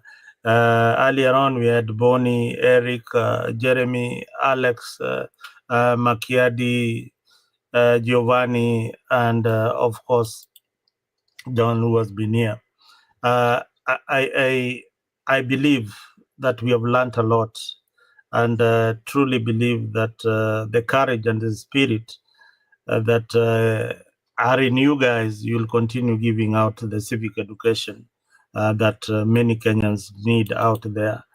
It has been kama kawaida mzalendo, na I hope that mlikuwa na siku njema. I can see somebody sending me a private message. Sawa, you and also regards from one lady who normally joins our show. Her name is Gypsy Kona. Amewasalimia sana you regular panelists wa hapa Africa 24. Let me leave you with this tribute that I did for Raila. Round the Bay of Mexico, where the sun shines daily on the mountain top. I took a trip on a sailing ship. When I reached Jamaica, I made a stop. But I'm sad to say I'm on my way. I won't be back for many a days. My head is down, my head is turning around. I had to let a little girl in Kingston town. Bay of Mexico, where the sun shines daily on the mountain top. I took a trip on a sailing ship. When I reached Jamaica, I made a stop. But I'm sad to say I'm on my way. I won't be back for many a days. My head is down, my head is turning around. I had to let a little girl in Kingston town. Bay of Mexico, where the sun shines daily on the mountain top. I took a trip on a sailing ship. When I reached Jamaica, I made a stop. But I'm sad to say I'm on my way. I won't be back for many a days. My head is down, my head is turning around. I had to let a little girl in Kingston town.